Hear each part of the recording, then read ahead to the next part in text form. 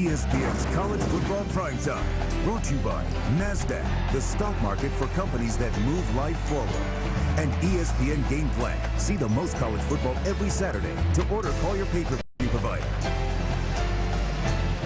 Under the lights of the Metrodome here in Minneapolis, Minnesota, number 8 Ohio State taking on the Gophers. Ohio State with a huge opportunity today because of the loss of West Virginia a couple of nights ago, actually last night in South Florida against South Florida. Jim Tressel, the head coach in his 7th season, all he's done is won a national championship, 3 Big Ten titles, and put together a really solid run so far on the sidelines in Columbus. Ohio State winning the toss, deferring to the second half. Tim Brewster is the first-year head coach for the Minnesota Gophers, former tight ends coach of the Denver Broncos a season ago. This is his first opportunity as a head coach at any level. Has never been a head coach or an offensive or defensive coordinator. Well, got those gold unis early in his career, Mark. Kickoff back to the 2-yard line. That's Jay Thomas for Minnesota. And they take it out to the 24-yard line. That's where Adam Weber will take the reins of this offense. 6'3", 220-pound redshirt freshman, as I mentioned earlier. He has the keys to the car right now, and he said, Mark, I want to make sure that it's not a loner. He's going to try and hold on to it. So far, completing 59% of his passes with 11 touchdown passes. But as we intoned a few moments ago, the problem is with the ball control. He has thrown 8 interceptions already. They come out in their spread offense on 1st down and 10. Little bubble screen complete on the edge to Spry, and Spry with a nice run to the 37-yard line. And here's the 16th head basketball coach of the Golden Gophers, Tubby Smith, introducing the offense with his championship mojo. As I begin a new era as head coach of the Minnesota Golden Gopher basketball program, redshirt freshman Adam Weber starts his career as leader of the U spread offense. And what an offense it is. His favorite target, Eric Decker, leads the team in receptions, yards, and touchdowns. The O-line is the main reason our offense is ranked 15th in the nation. The anchor is center Tony Brinkhouse, who is making his 30th career start. Let's go, Gopher. Coach, they're off to a pretty good start so far. That was Wheelwright on 1st down and 10. They picked up 13 on their first play. Wheelwright's the guy that's going to have to be engaged for Minnesota to be successful today, and a special day for Wheelwright, Bob, a Columbus, Ohio native. Big game. 5th-year senior Wheelwright. There is no next year for Wheelwright. A lot of potential, but we've been hearing that for several years. No doubt. Wheelwright has the skills. 2nd down and 4 coming up. DeJuan Bennett getting the start in the backfield for Amir Penix. Here's the option part of the offense, and it's Bennett getting to the edge and getting the 1st down at the 48-yard line. Stopped up by James Laurinaitis. That's a name we'll be hearing a lot of today. And Minnesota Viking and 1998 Jim Thorpe Award winner Antoine Winfield introducing the Buckeye defense. We've always had one of the toughest defenses in the nation, and this year is no different, as we're ranked number 2 in total defense. And it all starts up front with DN Bernie Golston. For the linebackers, All-American James Laurinaitis. And now my specialty, the secondary. The guy who will join a long list of Buckeyes as 1st-round picks, number 2, Malcolm Jenkins. Let's go, Bucks. Now, they don't take much prodding. That was a hit put on DeJuan Bennett by Marcus Freeman and Kurt Coleman. And this is a secondary, a defense and all, Bob, that is pretty young on the back line, but they can still hit. I tell you, Mark, their back 7. I'm talking about their linebackers and secondary. They will hit you. Something I've noticed just watching tape. I mean, there have been more big hits already this year by the Ohio State defense than I think there was all of last season. Well, it makes ball security that much more paramount for Minnesota today. 2nd down and 12 after the 2-yard loss. DeJuan Bennett again, and nothing again between the tackles. He's brought down to the 46-yard line. Bennett had a pretty good week a week ago, albeit in that loss against Purdue here at home. He filled in for Penix in the second half and had 7 carries for a total of 81 yards and a touchdown, but it wasn't enough in that loss against Purdue. Yeah, I mean, he is an explosive guy. I mean, he had a 43-yard touchdown run against Purdue. And I think Mark really gave a spark in the second half to this Minnesota offense. That's why he's getting the start today. 3rd down and 12 coming up. Little bunch formation out to the top of your screen for Minnesota. Weber pulls the trigger and wide open at the 40-yard line, and a first down for Minnesota. That's Herndon down to the 30-yard line. Trey Herndon, the 5'10" freshman, with a pickup of about 23 yards, moving the chains. Mark, you're going to see a little bunch formation. Here's Herndon right here on the outside of the bunch. He's going to run a little crossing route, and Ohio State is going to turn him loose right here in man-to-man coverage. That is really difficult when those receivers are lined up so close together, and then you're trying to determine which man you're covering. That time, the freshman quarterback Adam Weber pulled the trigger nicely. Play fake. Weber again firing high. Intended for Herndon. It'll be 2nd down and 10 coming up. And Bob, the coach is telling us they did a lot of things mechanically with Weber to straighten out his delivery in the offseason in the summer to get him squared away passing the football. Mark, he's only a redshirt freshman. A lot of talent. I mentioned the open. Started in football, basketball, and baseball for 4 years in high school. Captain of the team in all 3. It's all about protecting the football with him. He can make plays. Just don't throw it to the guys in the white jersey. He grew up in Shoreview, Minnesota. Not that far from here. Grew up dreaming of playing with the maroon and gold uniforms on, and a lot of gold this afternoon, this evening for Minnesota. And a big hit by Laurinaitis on the quarterback Weber. Picked up about 2 yards on the play, and you're looking at the Bronco Nagurski winner from a season ago. And as a junior this year, the team captain. And Mark, the #1 objective with Ohio State, if the quarterback's going to run the ball, punish him. That's a great lick right there by Laurinaitis. But again, the number of big hits by the Ohio State defense, that's the difference between this year and last year with this defensive team. That's saying a lot, too, when you consider the type of talent they had on the defensive side of the ball a season ago. 3rd down and 8. Weber open in the flat, complete. And a good tackle at the 25-yard line in the secondary made by Anderson Russell. He made the stop on Jack Simmons, a talented tight end for Minnesota. And it's 4th down coming up. They are on the fringes of field goal territory. And Joel Monroe is the new place kicker as of a couple of games ago after Jason Giannini lost the job. Monroe with quote-unquote NFL leg strength, according to his head coach. This one going to come from about 42 yards out. Ohio State blocked a huge field goal against Washington in the 2nd half out in Seattle, Mark. So they're going to be coming up the middle now. Monroe. And he pushed it off to the right. An opportunity falls by the wayside for Minnesota on its opening drive of the game. But compared to last week when they had the opening kickoff ran back against them, it's a better start than a week ago. We'll be back with more right after this. This ESPN2 telecast is available in astounding high definition on ESPN2 HD, presented by Pioneer Kuro.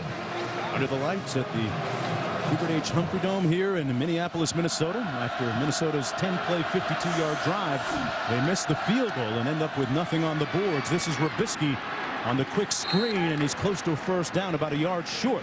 A pickup of 9, and right now Minnesota Viking and 1998 Jim Thorpe Award winner Antoine Winfield introducing the offense. We have a balanced offensive attack led by junior quarterback Todd Beckman. His favorite target is Brian Robisky, who leads the Big Ten in receiving yards per game, and I'll definitely be seeing him on Sundays. At tailback, we have Chris, a.k.a. Beanie Wells, from my hometown of Akron, Ohio, who has 3 100-yard games this season and very hungry for more. The O-line is anchored by Kirk Barton, who is the most experienced on the team with 31 career starts. All right, yeah, the guys up front got it done on that 2nd and short. Barton and Boone, the killer bees up front, leading the way for Beanie Wells with a streak of 3 consecutive games where he's rushed for over 100 yards. Bob, the guy just turned 19. How about that, Mark? And, you know, last year it was all about ball security. He had 4 fumbles last year. Kind of high risk, high reward with him as a true freshman. But, man, he is talented, man. I can remember Jim Tressel, his head coach, praising effusively his patience in the running game, even as a true freshman a season ago. 1st down and 10 for Ohio State. It's Wells again. This time broke a couple of tackles, getting about 3 yards. And here's Tubby Smith introducing the Minnesota defense. Everyone knows defense wins championships. It helped me win a national title in 1998. Gopher Nation will have to play flawless to beat the Buckeyes. Willie Vandersteeg needs to create pressure up front.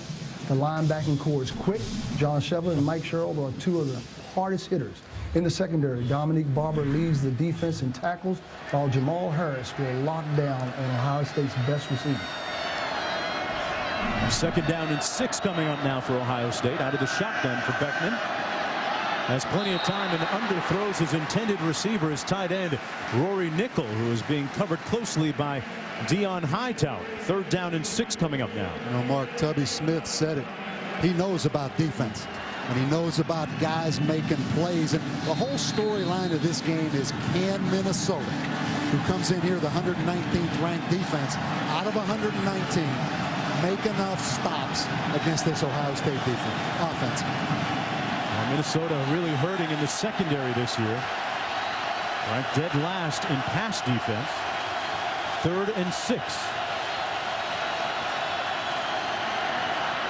Beckman fires incomplete at the 47-yard line. All 22, I got something on that if you want it. It was intended once again for Rory Nickel. So after the 1st down, Ohio State will send its punting team on the field. Mark, an interesting coverage right here. They're going to drop Dominic Barber down as the robber late. He's going to look like he's playing deep. And on the snap, Dominic Barber right there in the middle drops down and robs on that tight end. Excellent coverage right there. That's going to be one of the prevailing trends and storylines in the game. How successful they can cover the pass. And now A.J. Trapasso, it looks like they had a fake on. Trapasso got a good block, and he's going to get the 1st down at the 42-yard line. Jim Tressel rolling the dice and coming up with a big play. 18 yards in all. Mark, a lot of times when you play on the road and you've had all day laying around that hotel, you call a fake or something in special teams to spark your football team. Here the ball is dropped by the punter. Marcus Freeman right there is going to get an excellent block. But I think you do that if you're Jim Tressel to really get your football team going in a game where you're a big favorite. Have you done that a couple times yourself? Probably should have. Trapasso passing on the punt. And, you know, Jim Tressel, you know, he is perceived to be ultra conservative. That's certainly not in that conservative vein. Well, he is pretty conservative. Well, when you got options like Beanie Wells at tailback, why not run the football? Simple plan, good execution. They get a couple of yards. Vandersteeg making the stop on the play for the Gophers. And I tell you, Ohio State didn't make it easy on themselves by dropping Trapasso, dropping that snap from center on the fake punt. But that will spark your football team if you're Jim Tressel in Ohio State. I mean, excellent call because it worked, right? Exactly. 2nd down and 10. He's going to be ripping that sweater vest off in a minute. He's getting, you know, he's so aggressive. In his 200th career win as a head coach a couple of games ago. Beckman wide open over the middle, this time connecting with his tight end. It was Ballard making the catch, and a 1st down for Ohio State at the 23-yard line. A pickup of 19 on the play. Mark, Minnesota turns the tight end open. Jake Ballard, number 86. Excellent tackle right there by Dominic Barber. But you said a little earlier, the major problem for Minnesota is in the secondary, and particularly pass defense. 1st down and 10. Single back formation. That's Wells in the backfield. 3-step drop, and that one incomplete, in and out of the arms of Brian Hartline, who you don't see drop many passes. He has been one of the dependable receivers this year for Ohio State. Has 16 catches for 175 yards on the year. When you notice, Mark, is the height of these Ohio State receivers. Brian Hartline at 6'3", Brian Robisky on the other side at 6'3". We were down on the field before the game. They pass the eye test, don't they? Oh, no doubt. They make the all-airport team. They look good walking through the airport and in the hotel lobby. 2nd down and 10. Beanie Wells between the tackles. And once he gets a good head of steam going, he's tough to bring down. Wells down to the 16-yard line, got 6 on that play. And Bob, your thoughts? So far, it doesn't seem like he's showing any effects from that tweaked ankle a week ago. I don't think so. He's one of those backs, the more times you give it to him, the more he wears you down. I mean, he's bigger than a couple of the defensive linemen from Minnesota. They have had a number of tailbacks win the Heisman Trophy. 5 in all at Ohio State. 11th play of the Buckeye drive coming up. 3 receivers to the bottom of your screen.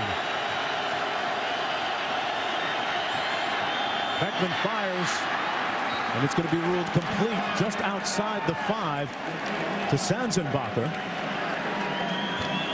And they get the first down, moving the sticks once again with under 7 minutes to go in the first quarter. He picked up 10. Sanzenbacher, a freshman wide receiver, missed last week against Northwestern, I believe with a concussion. Young guy from Toledo.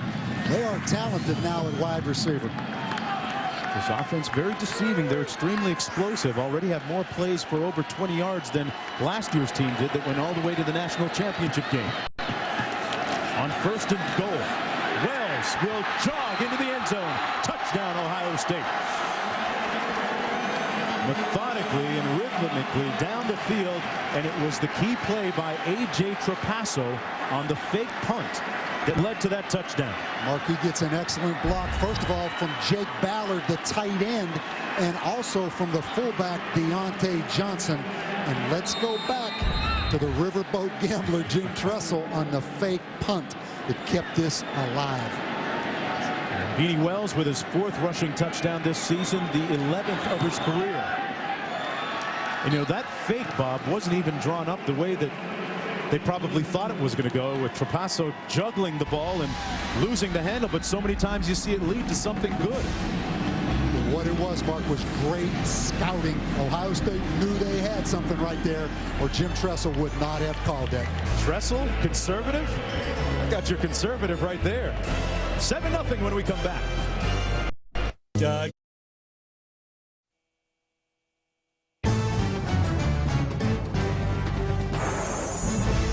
ESPN's College Football Primetime is presented by GoDaddy.com, world's #1 .com provider.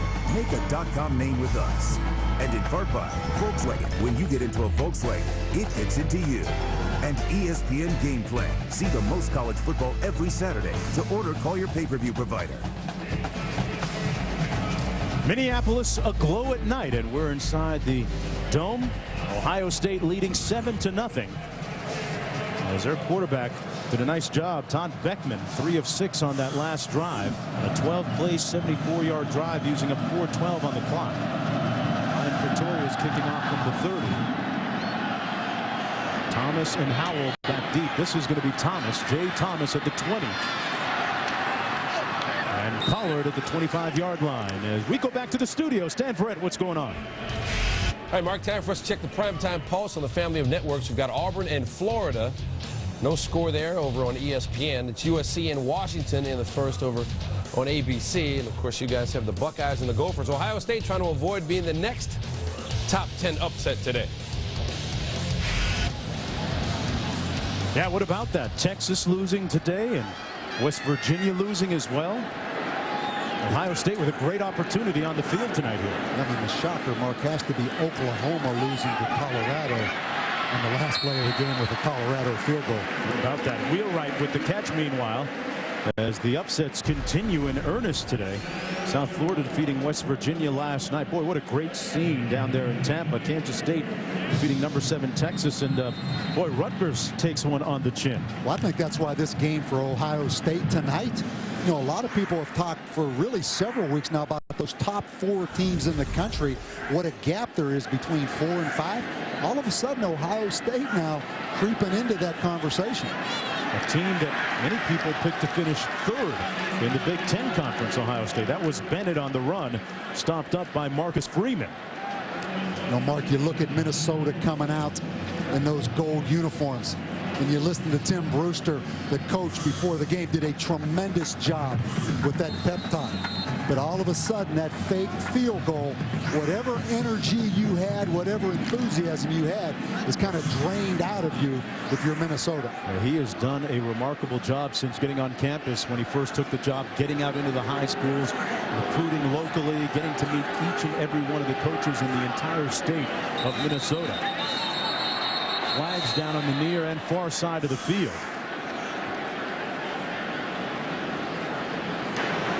False start, number 81 on the offense. 5-yard penalty, repeat third down. Well, this is a team that has imploded at untimely moments this year, and Brewster, coming from the Denver Broncos, bringing a real pro type of approach to things, Bob. And but it's all about recruiting. As you look at his background, he does have a good steep background in the college game at North Carolina and Texas with Mack Brown. He makes no secret that the part of the job he likes the best is recruiting.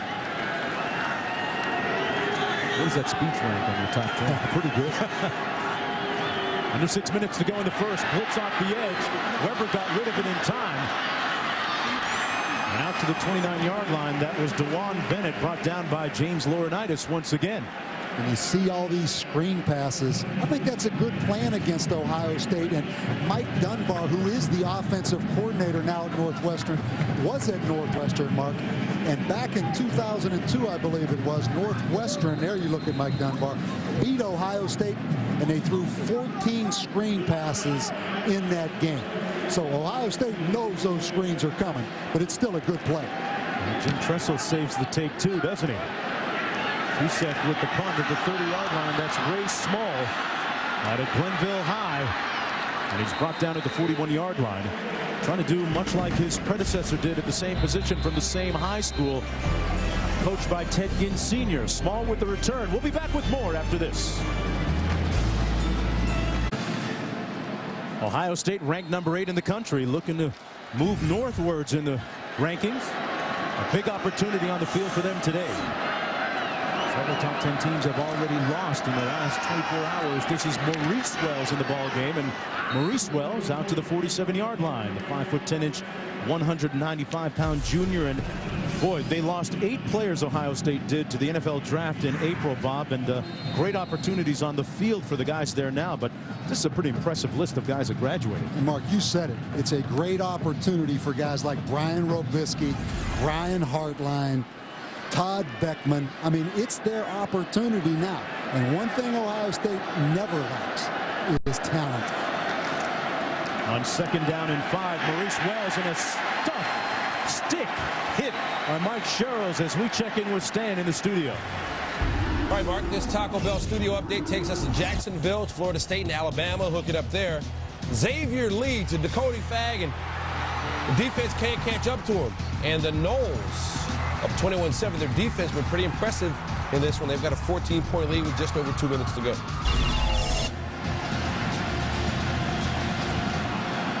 All right, Stan, Florida State finally getting Cody Fag on track a little bit. Been a little enigmatic throughout his career. 3:41 to go in the first quarter. Ohio State looking at 3rd and 6, and Beckman steps back and calls a timeout, but there's a flag on the field. Not sure whether he did that in time. He did get it in time. All right. So they pick the flag up back at the 32-yard line, and they'll talk it over. Ohio State was impressive a week ago against Northwestern. It was 45-0 at the break, and they put it on cruise after that. Back with more after this. Ohio State Buckeyes looking at 3rd down and 6 with 3:35 to go in the first quarter. Ohio State with a 7-0 lead.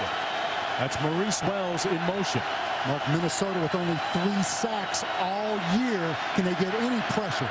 Not that time, Bob. Wells makes the catch. It depends on the spot here, and it looks like they're going to mark it just shy of the 1st down marker. Desi Stibe coming up to make the hit on Maurice Wells, and Bob, it looked like Minnesota dialed up a little pressure that time. Well, and a great open field tackle marked by Desi Stibe out there, just one-on-one. You're going to see Maurice Wells, who's a great changeup to Beanie because of his quickness. They line him up out there wide receiver. That was an excellent tackle out there. Good to see Stott bounce back because he was demoted to second string after struggling earlier in the season against Bowling Green. Lost his job to Ryan Collado and then got it back a week ago. 4th and short, and Minnesota won't be sleeping on A.J. Trapasso this time in punt formation as Minnesota calls a timeout.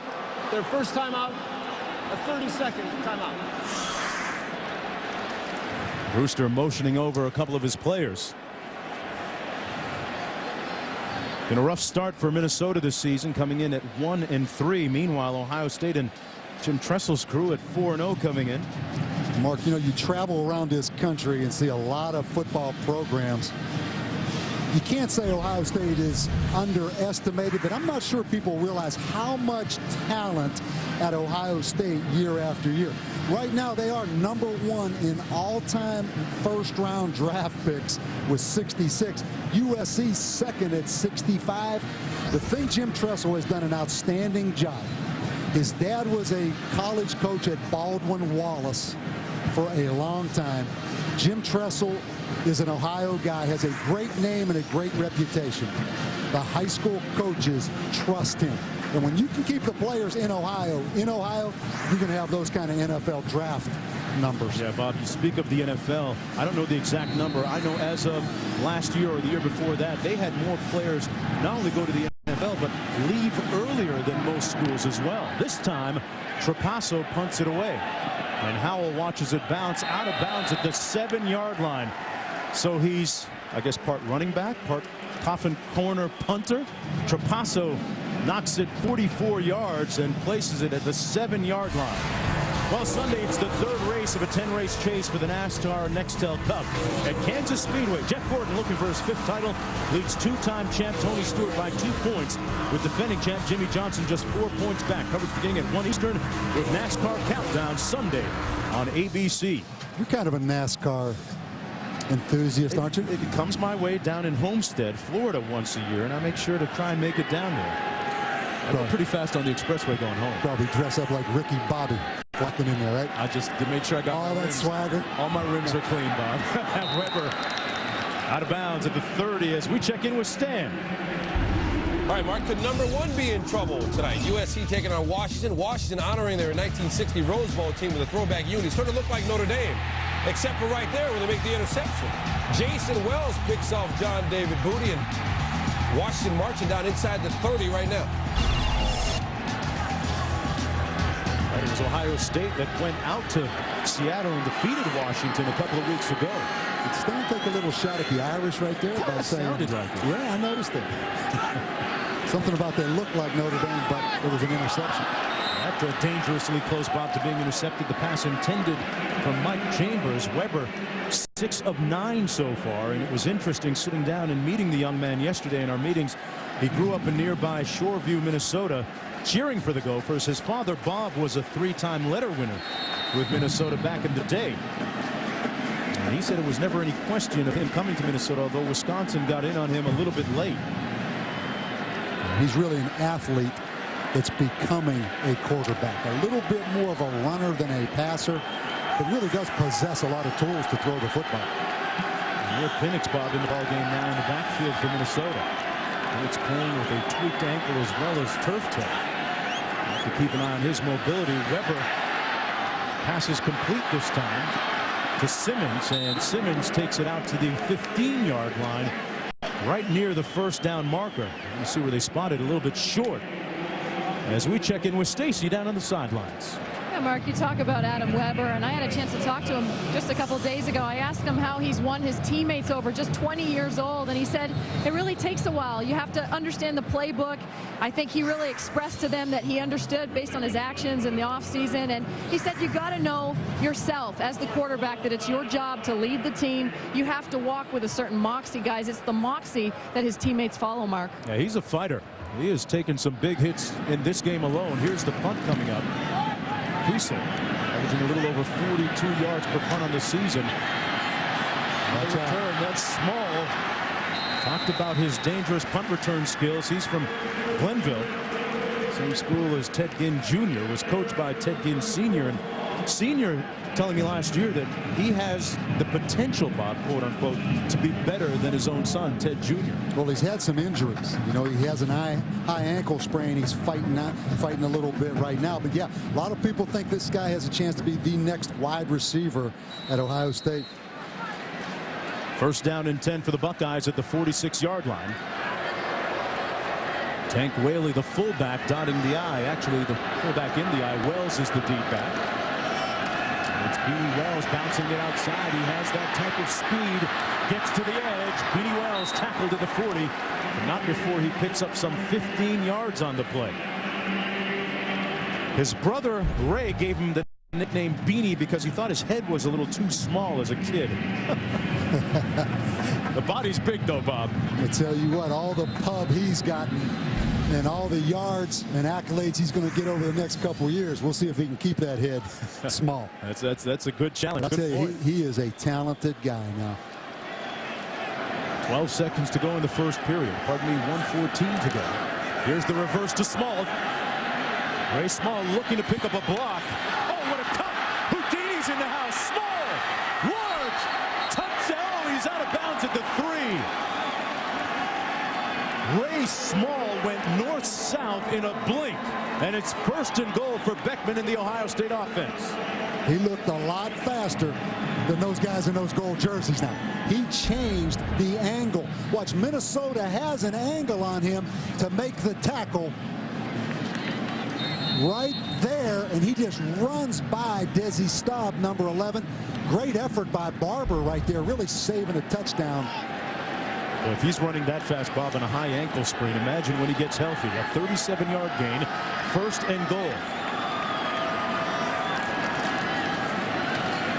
Beanie Wells again, this time stopped up back at the 5-yard line.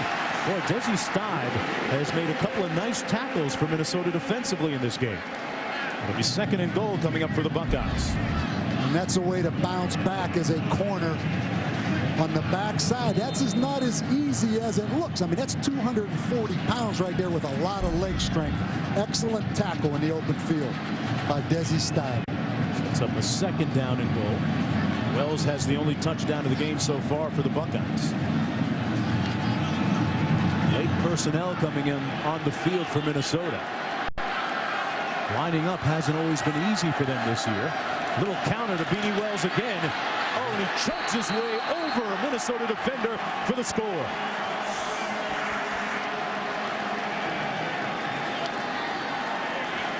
Beanie Wells gets that 235-pound frame moving north-south, and it's lights out. And I tell you what, Dominic Barber just got a face full of Beanie Wells right there, Mark.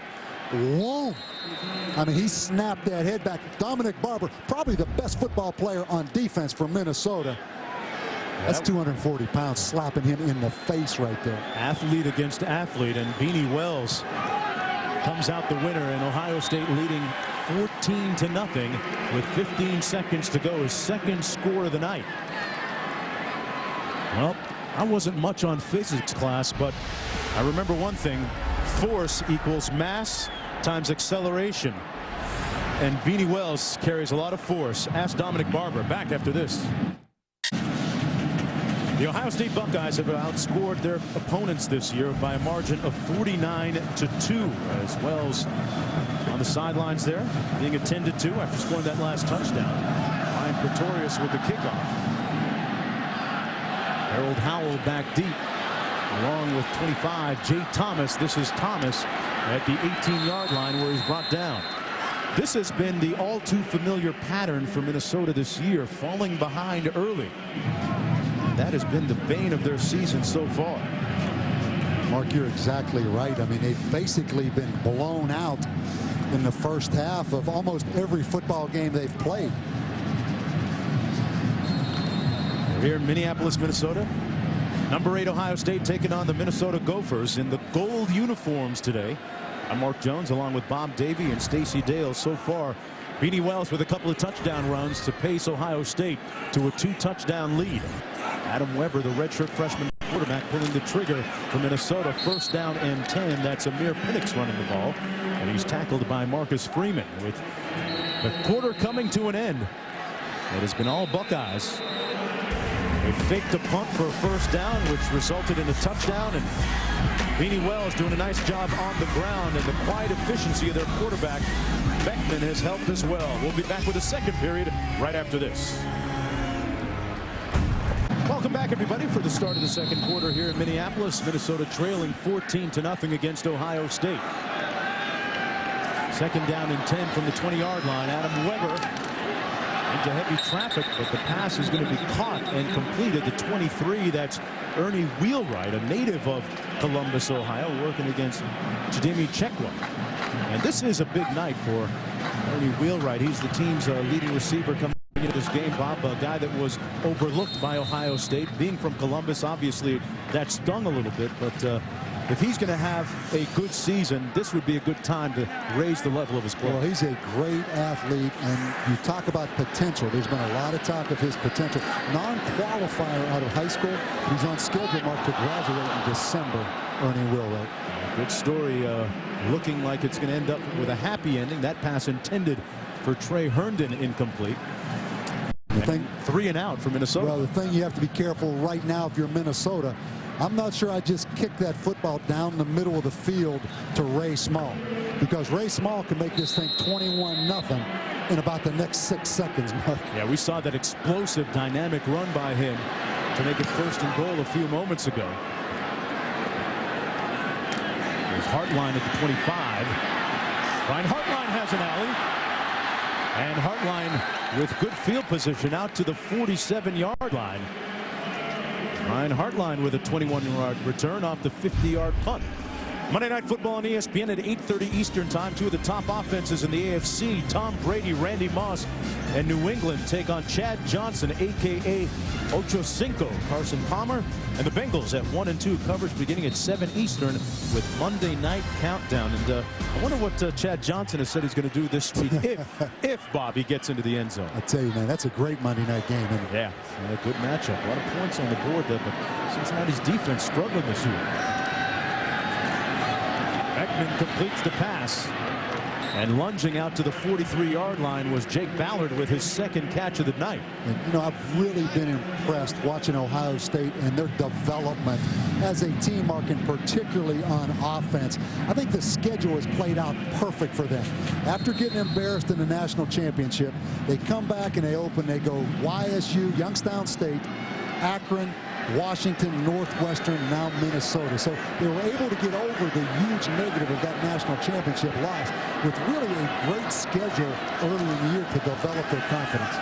Here's Maurice Wells, brought down behind the line of scrimmage at the 44-yard line by Dion Hightower. There's a look at their schedule. Easy wins against Youngstown State, Akron. Then the pivotal game really was going out to Seattle and defeating Washington. They were trailing at halftime, and that was really a watershed moment for their quarterback, Todd Beckman, who came out in the second half, Bob, and frankly was lights out, leading them to the victory with 2 quick third-quarter touchdowns. Well, the key, I think, is when they blocked the field goal by Washington, and Jim Tressel showed all that emotion on the sidelines. Then a play later, they hit a bomb to Robisky, and they've been full speed since. Ohio State really playing well since that blocked field goal at Washington. And there's Robisky making the reception, Bob, on cue, picking up 8 as we go to Stacy. Yeah, Mark, you and Bob talking about that Washington game, and I spoke with Beanie Wells about that game. Why did you win that game in particular coming from behind? He said, hey, it's my quarterback, Todd Beckman, of all people. He's such an amazing leader. That's what he told me. He said in the huddle, our heads were down. We were losing to Washington. He said, get your heads up. We're going to win this football game, and they won the game, guys. Todd Beckman has done a fantastic job for Jim Tressel, Mark. Yeah, Stacy, a 23-year-old who waited patiently for his turn, going up top, and has a man. Hartline is overshot, and that had 6 points written all over it. Incomplete. Beckman wishes he'd have had another opportunity and get that one back. And Mark, Ohio State all season has had wide open receivers down the field, in particular Brian Robisky. But what they tell Todd Beckman, don't miss the layup. He missed the layup that time because Hartline was wide open. Just put some air under it. Use the backboard, right? Yeah. Make it easy on yourself. Exactly. Good basketball analogy. Beckman was a pretty good athlete in high school, played a little basketball. They're going to go for it on 4th down and 3. They're 1 for 1 on 4th downs today. Pressure blitz coming.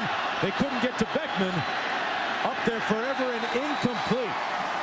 Good heat dialed up as Dominic Barber came on the blitz and got in Beckman's face.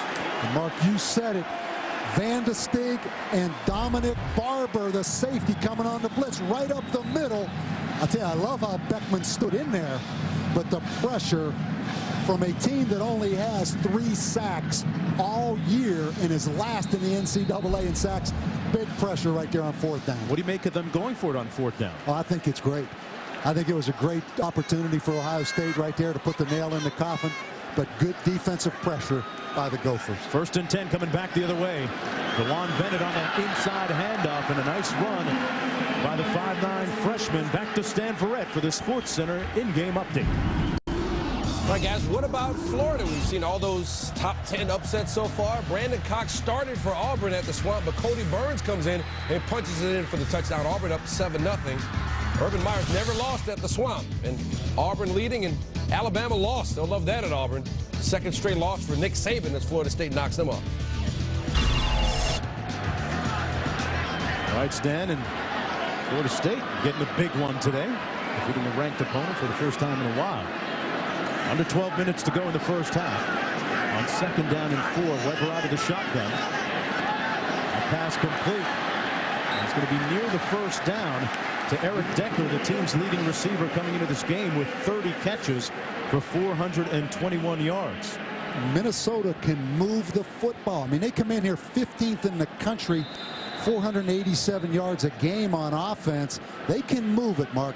They just cannot turn the ball over. And even though it's early, 11:45 left in the 2nd quarter, you feel this is a critical drive right here because that Gopher defense, they need some rest over there on that sideline. Yeah, Bob, despite their struggles this year against Bowling Green and also against Florida Atlantic and Purdue last week, this is a team, Minnesota, that has not given up.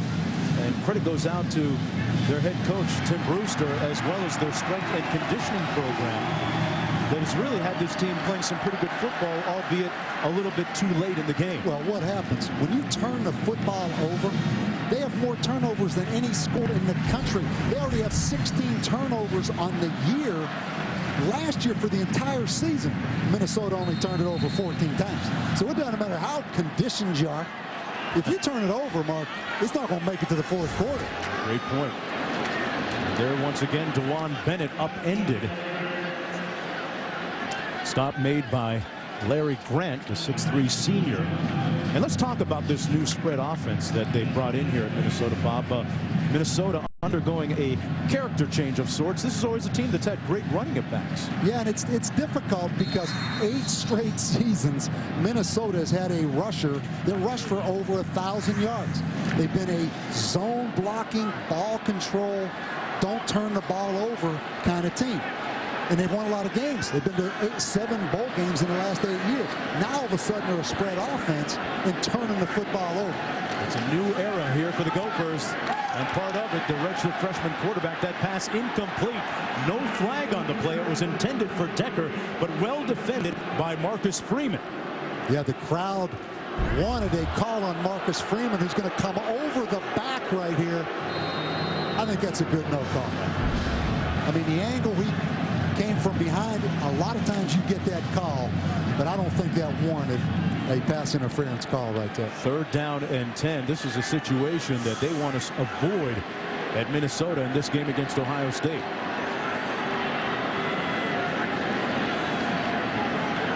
We're given time to pass. The flag down. The pass complete to Herndon near midfield at the 50-yard line. Vernon Golston making the stop on the play. Flag was thrown on the near side of the field, near the defensive secondary. It's going to be a hold against Ohio State. You know, in talking about Minnesota and changing their identities, you look back at the litany of talented running backs they've had, Bob.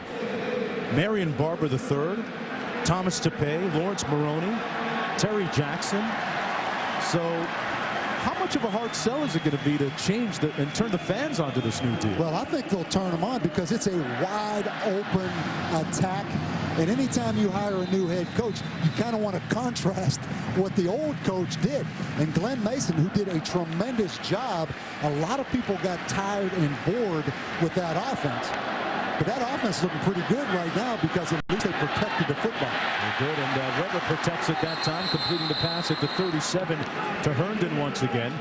Herndon stopped up by Kurt O'Neill. Yeah, say what you want to say about the Glenn Mason era, but he did take them to 7 bowl games during his 10-year tenure.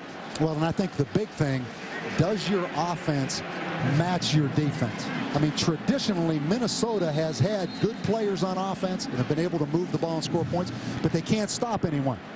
Does this new spread offense help your defense or hurt your defense? So far this year, it has hurt an undermanned Minnesota defense. There's a little option move, and Wheelwright gets it on the pitch. Ernie Wheelwright down to the 21-yard line. Kurt Coleman making the stop, but good decision-making that time by Adam Weber. And really selling the fakes as they pick up 15. And there you see the true spread offense as Ernie Wheelwright, who's a receiver, Mark, bubbles back as the pitch man. He doesn't look like he really wants to run that a whole lot, but it was wide open. Wheelwright changed his number from 82 a couple of years ago to number 1, looking to get some new mojo and a fresh start. Under 10 minutes to go in the first half. The handoff inside to Bennett. And Bennett stopped up at about the 18-yard line by Dellinger. Juan Bennett out of the St. Louis area. And actually, I spoke of Lawrence Maroney, one of the former running backs here at Minnesota, now with the Patriots. He was also from the St. Louis area and good friends with the Little League coach of DeJuan Bennett, and that's what sold him on Minnesota. Yeah, really, the former staff recruited him early on in his career. And he wears that number 22, just like Lawrence did here. Maybe they'll have the same type of productivity.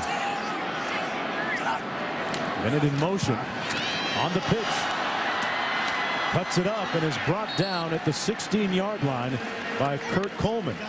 Malcolm Jenkins also helping out in the stop, and we'll see Lawrence Maroney on Monday Night Football as New England takes on Cincinnati. A look at his numbers, although Maroney a little bit nicked up, averaging almost 5 yards per carry. You know, everyone talks about the spread offense. They want to put their tag on it. Kind of like when the West Coast offense was invoked. Everybody ran the West Coast offense. But there's so many forms of what people call the spread offense. To me, Mark, this is the true spread because they run it as much as they throw it, and option's a big part of it. Not just a fad. So many teams doing it. The inside handoff to Bennett once again stopped up a couple of yards short. Maybe 1.5 yards short of that first down. Actually, Bob, they called this the spread coast offense. Almost kind of a hybrid almost. Exactly. This is Minnesota's deepest penetration of the ball game, and 4th and 1 coming up. They leave the offense on the field. It always helps, Mark, when your quarterback is a runner in short yardage situations. You like the call to go for it? I do. I do. Because he realizes his defensive football team, Tim Brewster, will not hold Ohio State to 14 points. Minnesota has to outscore him tonight. There's the logic in the decision making. And Minnesota calls a timeout on the field. We'll take one up here in the booth as well. We'll be back to Minneapolis right after this. Welcome back to ESPN2's College Football Primetime, presented by GoDaddy.com. At the Metrodome in Minneapolis, we're looking at 4th down and 1. Valentine and Bennett. Bennett over the top. Oh, what a leap and a loose ball. What a fake. Weber kept it. Adam Weber selling the fake. And it's 1st and goal for Minnesota. DeJuan Bennett selling the fake as well. Mark, I had mentioned earlier in short yardage, if the quarterback can run, it is a weapon. Marcus Freeman that time sucked inside, but that is a tough defensive call right there if you're Ohio State. You can see this kid is an athlete. We mentioned before, captain of the football, basketball, and baseball teams in high school. Showing off his running back skills. 7.5 minutes to go in the first half.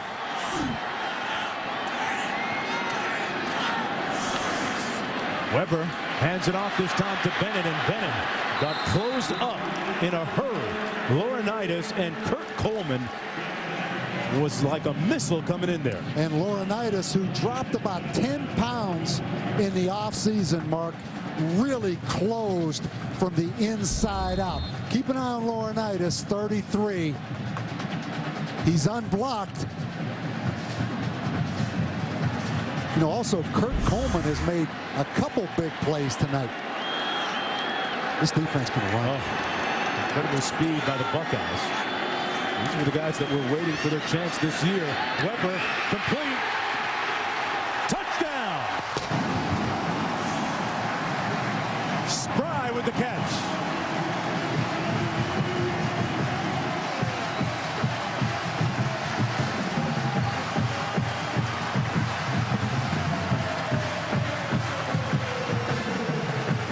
We talked about Auburn, Stan Verrett, a little bit ago against Florida. Ralph Spry's dad is the track coach, Mark, at Auburn, and he gets a touchdown as a freshman here. Well, maybe he's been doing a little bit of speed work with Pops. The extra point is good.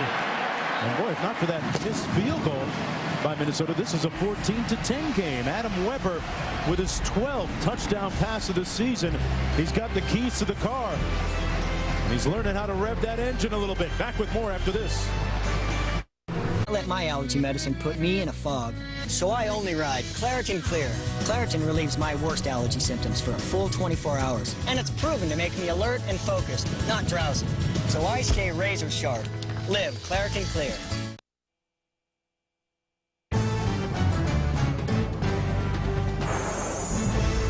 ESPN's College Football Primetime, brought to you by Volkswagen. When you get into a Volkswagen, it gets into you. And Aflac, ask about it at work. A look at the Wiseman Museum on the campus of the University of Minnesota. And Adam Weber. Boy, it's always good when they pick the phone up after a touchdown. Isn't it funny how they run to the phone, Bob, quickly after they score? They never run to it after an interception or a fumble. I tell you, that was a huge drive right there for Minnesota to stay in this football game. With 7 minutes to go in the first half. On the return, it's Ray Small. And he's bottled up at the 17-yard line as we take one more look at Bob. What was the key on this touchdown? Well, it's about this pick route. The inside receiver is going to run down right here. Now, Ralph Spry is the receiver, Mark. He's going to run off that pick route and come wide open against man-to-man coverage. That's perfectly legal right there. And Kurt Coleman, trying to cover the inside receiver, had a difficult time getting through that traffic right there. Well-designed play against man-to-man. Well, it kind of shows you that Minnesota does have a few guys that can run. Well, his dad's a track coach at Auburn. You'd expect Sister's on the track team. There you go. First down and 10. Let's see how the Buckeyes answer. This guy can run a little bit. Beanie Wells tripped up, though, at the 24-yard line by Jamal Harris. He picked up 6. We go to Stan for the Sports Center in-game update. All right, guys, upset Saturday. It continues. USC and Washington. Jake Locker, recruited by USC, chose to stay at home in Seattle. And he punches it in for the Huskies, and they're on the board first. It's 7-0 in Seattle. And Florida trailing Auburn right now 7-0. And Auburn deep in Florida territory right now, facing a 4th down and trying to make a decision on what to do. All right, Stan, here's Beanie Wells again. Out to the 30-yard line, picked up 6 and got the first down for the Buckeyes. And Bob, speaking of Locker, the quarterback for Washington, we saw the tape in studying and preparing for this one, Ohio State and Washington. The Ohio State defense hit Locker so hard, pretty much as hard as they have hit Weber tonight. Yeah, and Locker will hit you too. Yeah. I mean, that quarterback out there has a chance to turn that program around for Tyrone Willingham. I mean, he is a freshman, but he is a big, strong athlete that is perfect for that spread offense they're running out there. Well, it's Ohio State's turn on offense. Beckman looking to pass and now tucks it under. There's a flag thrown back in the backfield at the 23-yard line. Beckman goes down to the 34. This one's going to come back. Holding against Ohio State. Let's go downstairs to Stacy. Well, Bob and Mark, I'm at the Ohio State bench just behind the defensive players, and that touchdown did not sit well in the bellies of these Ohio State players. Just moments ago, James Laurinaitis jeering on his teammates, telling them, we're not focused. There's no enthusiasm over here. Something's got to change. And his teammate Malcolm Jenkins was, guys, what you might call vicious in the huddle. Expect the defense to turn it up a little bit of a notch for Ohio State, Mark. Yeah, Laurinaitis, Stacy, a captain as a junior for this, the first time that happened in the Jim Tressel era. And this is a very important game for Laurinaitis. You got to show out for your friends and family members. He's from nearby Wayzata, Minnesota, about 15 miles from campus. In between the tackles, and boy, for the second consecutive play, somebody loses their hat down there on the field. That's the type of hitting that's been going on. This time it was Garrett Brown losing his helmet. Big Garrett better get that helmet back on. Yes, sir. But, you know, Stacy talked about the leadership on that sideline of Ohio State, Mark. Don't underestimate how much that loss to Florida stung this entire football program. And when you combine talent, playing with a bit of a chip on your shoulder, that's why I think this Ohio State team is going to get better and better all year. They got a lot of motivational juice. Beckman looking to run. Boy, put a great move on his defender. And tiptoes out of bounds at the 27-yard line. A missed tackle by Kyle Therrett. And Beckman picks up 7 in the process. Missed tackles a key for Minnesota this year. Actually, their defensive coordinator, Everett Withers, telling us that they went back to basics for the last couple of weeks, spending about 10 minutes per practice working on breaking down and just tackling. Bob, what do you make of that? Well, I've done a lot of tackling drills, and everyone does them. I think you go recruit tacklers, to be honest, Mark. Pass rushers, man-to-man coverage guys, and tacklers. A big part of it is recruiting now. Yeah. On the receiver screen, Small got a nice block. And Small out to the 42-yard line. Enough for the first down. Got a key block from his tight end, Jake Ballard. And Ray Small seems to be back in gear after that ankle injury. Mark, he did get a key block by the tight end right here, Ballard. Not a great angle by Desi Stibe right there. And you talk about recruiting.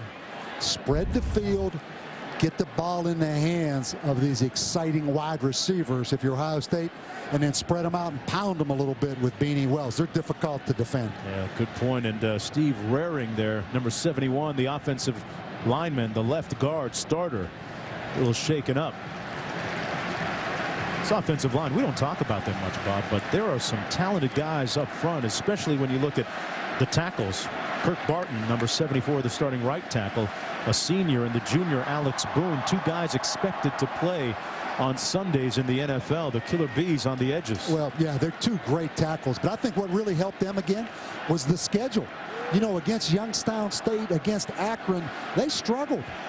Now imagine if in past years, like they were playing Texas or one of those really good non-conference games early, Mark, they might have lost. So the schedule really helped the development of not only this Ohio State team, but I think particularly that offensive line. Wells picks up 3 yards. We go back to Stan Verrett for the Sports Center in-game update. All right, guys, USC and Washington. John David Booty to Patrick Turner as the Trojans strike right back, and they're all knotted up now, Seattle. 7 apiece, 10 minutes to go until halftime.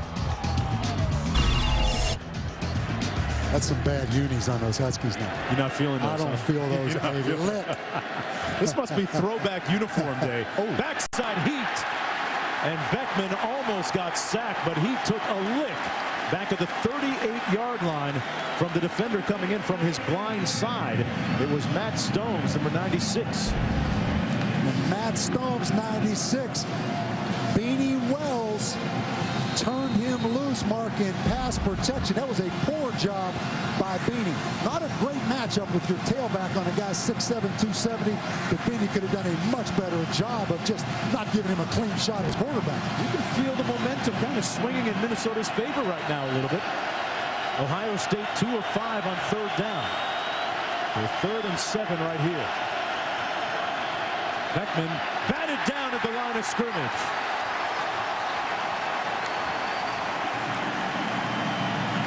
Derek Onawachi with the big paw up front. And it's 4th down coming up for the Buckeyes. And Mark, you're right. Momentum. You feel that Minnesota has weathered the storm him a little bit. And right now is playing stronger as this game goes on. A little bit of confidence right now by Minnesota. And to punt for Ohio State. Paso at the 30.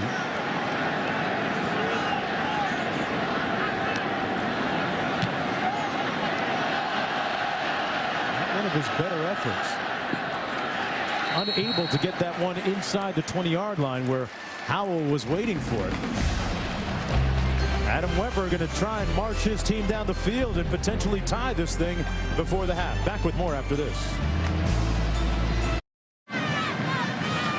College football primetime on ESPN2 presented by GoDaddy.com. 14-7. Ohio State with the lead. First down and 10 for Minnesota. During the last 15 minutes, the Gophers have executed well. This pass complete at the 27-yard line to Trey Herndon. Got about 7 on the play. Time now for our Aflac trivia question. Which former University of Minnesota quarterback won the Super Bowl as a player and a coach? I remember when these Aflacs used to be harder. That's too easy right there. We've lowered the bar. We've lowered the bar just a little bit. Devon Bennett with the carry over the 30 to the 32-yard line. And those gold uniforms that Minnesota is wearing tonight, maybe an additional clue if you were listening closer. Don't give me any more clues. I may have give them. It's a slam dunk as it is. I've narrowed it down to a true or false test now. First down and 10 for Minnesota. Bennett got a nice block. DeJuan Bennett out near midfield. First down from the 48 of Ohio State. Marcus Freeman finally making the stop, but this offense getting in sync right now. And how about Ryan Ruckdaschel, number 74, Mark, right there gets the block on Laurinaitis. And Minnesota can move the football. There's no question. That's 490 yards per game of offense. That pass incomplete. Intended for Decker. Back to Stan in the studio. All right, Mark, Jesse Palmer joins me for the Yamaha halftime report coming up in just a minute. It's always good to be in the top 10, except just not this weekend. Tell you what, yeah. We'll show you all the upsets. Plus, Cal and Oregon took a minute to get started, but once those offenses got rolling, it was a fun thing to watch. And we'll have an update on the Major League Baseball pennant races as well. All coming up on the Yamaha halftime report in just a couple minutes. All right, Stan, yeah, those top 10 teams struggling today. Trying to pay the rent in that high rent district. Sometimes you reach in your pocket to pay the rent. You got nothing but pocket lint. You dug down deep in the pocket for that one. You worked on that one. Weber working to complete that pass and still on his feet. First down and 10, Decker. A 30-yard pickup on the play. He was working on Malcolm Jenkins. Eric Decker told me yesterday, Mark, he loves this new offense because he doesn't have to block as much as he blocked last year. And not many times you'll see Malcolm Jenkins miss a tackle. He's an excellent tackler in the open field. The option pitch to Penix, who's in the game, and Amir Penix running on a bad turf toe gets it down to the 17-yard line. Bob, it seems like they picked up the tempo in their offense here quite a bit. Well, the big thing, and we said it early, they have not turned the football over. They have a lot of confidence in their ability to move the ball. It's avoiding the turnover. And with that, they implode temporarily.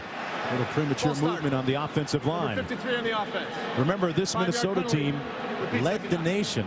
They were last in the country in turnover margin. They had 16 turnovers coming into the game.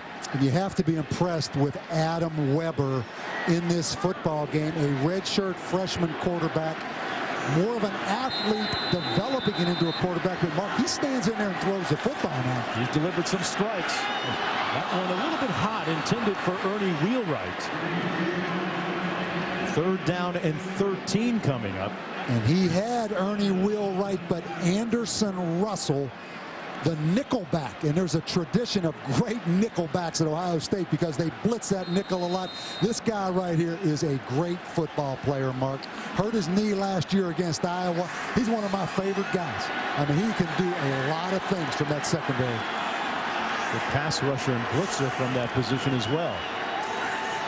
Third and long. Weber picked off at the 3. Jenkins Malcolm Jenkins got a block, and that's going to be a flag. And he runs out of bounds at the 20-yard line. But just as we say that Minnesota hadn't turned the ball over, they commit their first turnover of the night. Malcolm Jenkins with his second interception of the season. And that flag back at the 3-yard line. We talked about interceptions. This is Adam Weber's 9th interception on the year, Mark, and he just telegraphed that one to Malcolm Jenkins. There's the clip right there, the block in the back by Donald Washington, number 20. Half the distance to the goal. First down. And there have been several occasions this year where they have turned the ball over, whether it be fumbles or, in this case, an interception deep in the red zone of the opponent. But Mark, he is a freshman, and that's part of the growing pains of a freshman. This guy's a talented guy. I love his personality. He will bounce back, but boy, you cannot turn the ball over. That's 17 on the season now. Weber, one of several Minnesota Gophers that remembers the Gopher team back in 2000 that upset number 6 ranked Ohio State in Columbus, as Beckman on the quarterback sneak picks up a couple of yards. And yeah, Ernie Wheelwright was one of those players talking about that very upset. Minnesota perhaps trying to recapture that type of magic tonight on the field with under 10 minutes to go here in the first half. And the key right now for Minnesota, just force a punt by Ohio State. You have one timeout. The thing I would be careful of is Brian Robisky going deep down that field against one-on-one coverage on Desi Steib. Won it on 5 occasions this year with 5 touchdown catches. That run by Chris Beanie Wells out beyond the 5-yard line. It'll be 3rd down coming up, and a timeout called by Minnesota, Bob. So there you go. They use their timeout, look for a stop here, and maybe get the ball back. Mark, this is a huge 3rd down.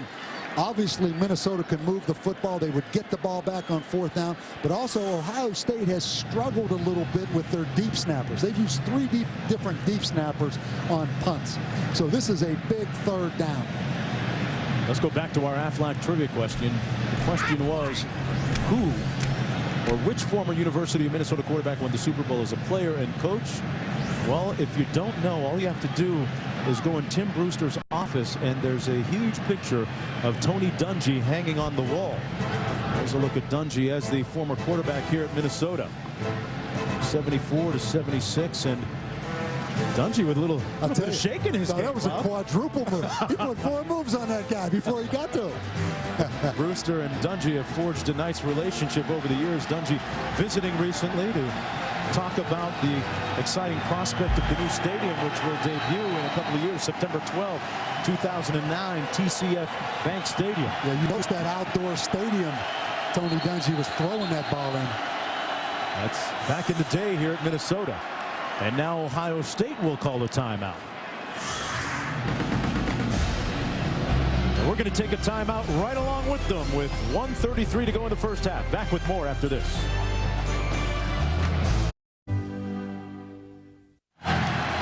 Down coming up for the Ohio State Buckeyes. They lead by 7. Minnesota and Ohio State just calling timeouts respectively. A stop here for Minnesota, and perhaps they get the ball back with a chance to score. Wells on the carry. And he broke a tackle, 2 tackles, a straight arm. Oh, he is bringing it tonight. Beanie Wells, and maybe a late hit against the Gophers at the 32. Desi Steib had a chance to make a critical tackle and couldn't. Mark, he put a move on Desi Steib in that hole right there. Desi Steib dropped that head down. Then he runs through the tackle of Duran Cooley. And what could have been a big 3rd down stop for Minnesota turns into a huge field position swing and momentum swing for Ohio State, because Ohio State's going to go downtown right here. And now it's Ohio State thinking about the prospect of getting some points. Beanie Wells already with 3 consecutive games of 100 yards rushing or more. Play action, Mark. Brian Robisky has to become a factor here. There's the play fake, and he is looking up top. Robisky has his man beat. Oh, the circus came to Minnesota. Sports Center, top 10, baby, right there, Mark Jones. Brian Robisky, 52 yards for the touchdown. He got in behind Jamal Harris. And Mark, that is his 6th touchdown of the season. Not blazing speed, but what great athleticism going up right there. Just watch this. His dad is a wide receiver coach of the Miami Dolphins. I know he's watching this ball game right now, Mark. That's good genetics right there. That is good genetics. Sometimes you can't debate lineage. And he is obviously, the extra point blocked. And Minnesota maybe with a chance to run with it here. Not much of a chance, but 20-7. Off the Robisky 52-yard touchdown reception, his 6th of the season. And you talk about graduation, guys like Ted Ginn, Anthony Gonzalez. You know what that does, Mark? And you said it, that's an opportunity for a guy like this to become a star. Yeah, he has made, Bob, a very successful transformation from being the number 3 option just a season ago behind Gonzalez and Ginn. Now he's the man and really being very productive this year. He and Hartline doing a nice job in the receiving game. You are right. And Ohio State throws the football down the field more than they did a year ago. But how about if you're Tim Brewster? I mean, you are in a 3rd and about 6 situation on defense, ready to get the ball back. The next thing you know, you miss a tackle, get a personal foul, and then it's a home run to Hartline. Bob, you talked about it. They sell the play fake because the running game is such a lethal, clinical threat with Beanie Wells and Maurice Wells. And when those DBs start creeping up, you hit AKA Robo. That's his nickname with his crew. Look at those total yard numbers by Ohio State. And deceiving. I mean, you go back, I mean, the fake punt early in the game by Ohio State kept a drive alive. Somewhere Dad is watching down in South Florida as the Dolphins prepare for their game. Terry Robisky, as you mentioned, the receivers coach for the Dolphins, his 1st year there on the JOB. And as they say, like father, like son, DNA is a heck of a thing sometimes. There's Terry Robisky, former Cleveland Browns head coach and current wide receiver coach with the Dolphins. Deontay Johnson and Pepper Johnson, another father-son combination. There have been a couple at Ohio State. How about big Cameron Hayward, freshman defensive lineman 97, who wants to play basketball at Ohio State as well. The son of the late Craig Ironhead Hayward. Played at Pittsburgh. How about the Herbstreit combination that played at Ohio State? There's Laurinaitis with the tackle at the 39 on DeJuan Bennett. You talking about Herbie and some of his young sons? Is that what you're talking about? Oh, him and his dad. You're talking about the connection Herbie had throwing the football. Yeah. I was talking about the father-son thing. Yeah, oh yeah. That'll be about 15 or 16 years from now. There'll be a couple of Herbies running around on that campus. Yeah, Craig's dad was also a player at Ohio State. And that pass batted down right at the line of scrimmage. Gibson. And you could feel the air come out of the balloon for Minnesota a little bit with 42 seconds to go. But they've acquitted themselves pretty well here in the 1st half, except for that costly turnover. You know, you're right, but the things that bite you, turnovers we knew going in was a problem for the Minnesota offense, and missed tackles was a problem for the Minnesota defense. And here, after as hard as they've played in the 1st half, that's what has come back to bite them again, those 2 things. Well, the positive thing for Minnesota is that they have been a very productive 2nd half team so far. Weber, they're going to rule it incomplete to Amir Penix. 4th down coming up. We talked about their success in the 2nd half, outscoring their opponents, actually doing better in the 2nd half, 91 as opposed to 38 points in the 1st half total. And in comes the punt team.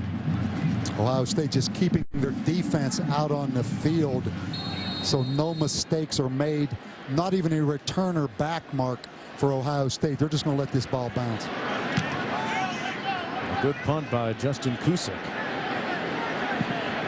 They have a chance to down this inside the 5, and they do at the 2-yard line with 28 seconds to go in the half. Monday Night Football on ESPN at 8:30. 2 top offenses in the AFC colliding. Randy Moss, Tom Brady at 3-0. New England taking on Chad Johnson, Carson Palmer, and the Bengals at 1 and 2. Coverage begins at 7 Eastern with Monday Night Countdown. And a couple of explosive receivers in this game, Moss and Johnson. You loved when Chad Johnson pulled out that Hall of Fame yellow jacket. I'm just waiting for the next one. I'm going to get on his website and send him a couple of suggestions. You know, a couple of South Florida neighbors, although I'm in a different neighborhood per se. How about Randy Moss? What a great season he's having. Huh? It's tough to imagine him in going along with the company line. The hard line usually from a Bill Belichick type, but so far it has been a very successful marriage, albeit a short one.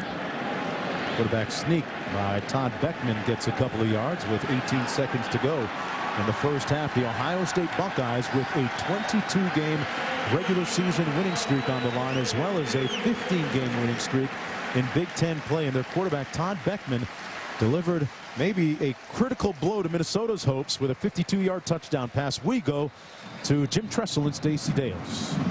Coach, I'd be remiss if I failed to ask your reaction to Robisky's touchdown moments ago. Wow, that was a great play, and it was a 99-yard drive or whatever, and that's a great job by our guys answering the call. Big run by Beanie Wells there on 3rd down, and, you know, we needed that because we've struggled. Minnesota's been adept offensively in the second half of its games this year. How do you get to Adam Weber in the second? Well, I'll tell you what, he's a good player. They've got a great system. Mike Dunbar and Coach Brewster do a great job, and it's going to be a battle. We know that. All right, thanks, Coach. Mark. All right, Stacey, still 1 half to play, and usually a good half for Minnesota. We're going to throw it back to the studio and stand for it somewhere. Terry Robisky is saying, "Who's your daddy?"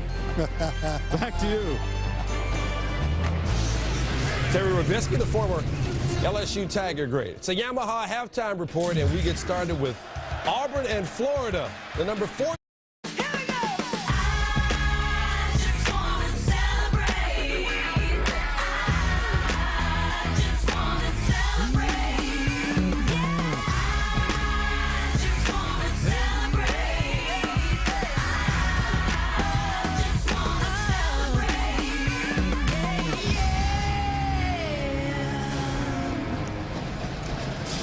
Welcome back, everybody, to Minneapolis. A glow at night. Number 8 Ohio State leading Minnesota 20-7 as we get started here in the 3rd period of play.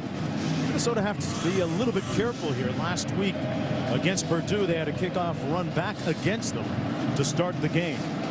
Small and Wells back deep for the Buckeyes.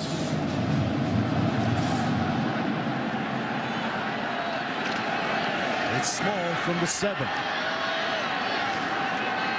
Small going to be brought down shy of the 20-yard line at about the 17-yard line. So Ohio State with the lead. I'm Mark Jones along with Bob Davies. Stacey Dales joining us down on the field in just a few moments. Bob, Tim Brewster, the head coach of Minnesota, told us yesterday that, I'll tell you one thing, going out on the field, every Gopher is going to believe that we can beat Ohio State. They've played that way in the first half. I'll tell you what, Mark, Minnesota has competed. You think about it, Minnesota's made some mistakes, left some points on the field. They gave up the fake punt to Ohio State. They missed the field goal. They threw the interception down in the red zone. I mean, they have been able to hang in this football game, but they've made some mistakes. And let's go down to Stacey for more on Minnesota. And Mark, Bob just said it. I talked to Tim Brewster, head coach, and I asked him about his halftime address. He said, hey, we're one big play away from being in this football game. He said offensively in the second half, we have to do a better job blocking in the run game, and we have to capitalize on opportunities, which you're talking about, Bob. And defensively, he's actually happy. But like usual, guys, he said we got to tackle better. Well, that has been the bane of their defensive existence so far this season. Wells got met by Sherrills. Mike Sherrills, the team's leading tackler and captain on defense at the middle linebacker spot. And Mike Sherrills, who was a walk-on defensive most valuable player of this team last year. Mark, that is a great tackle in the open field, because we met with Mike Sherrills yesterday.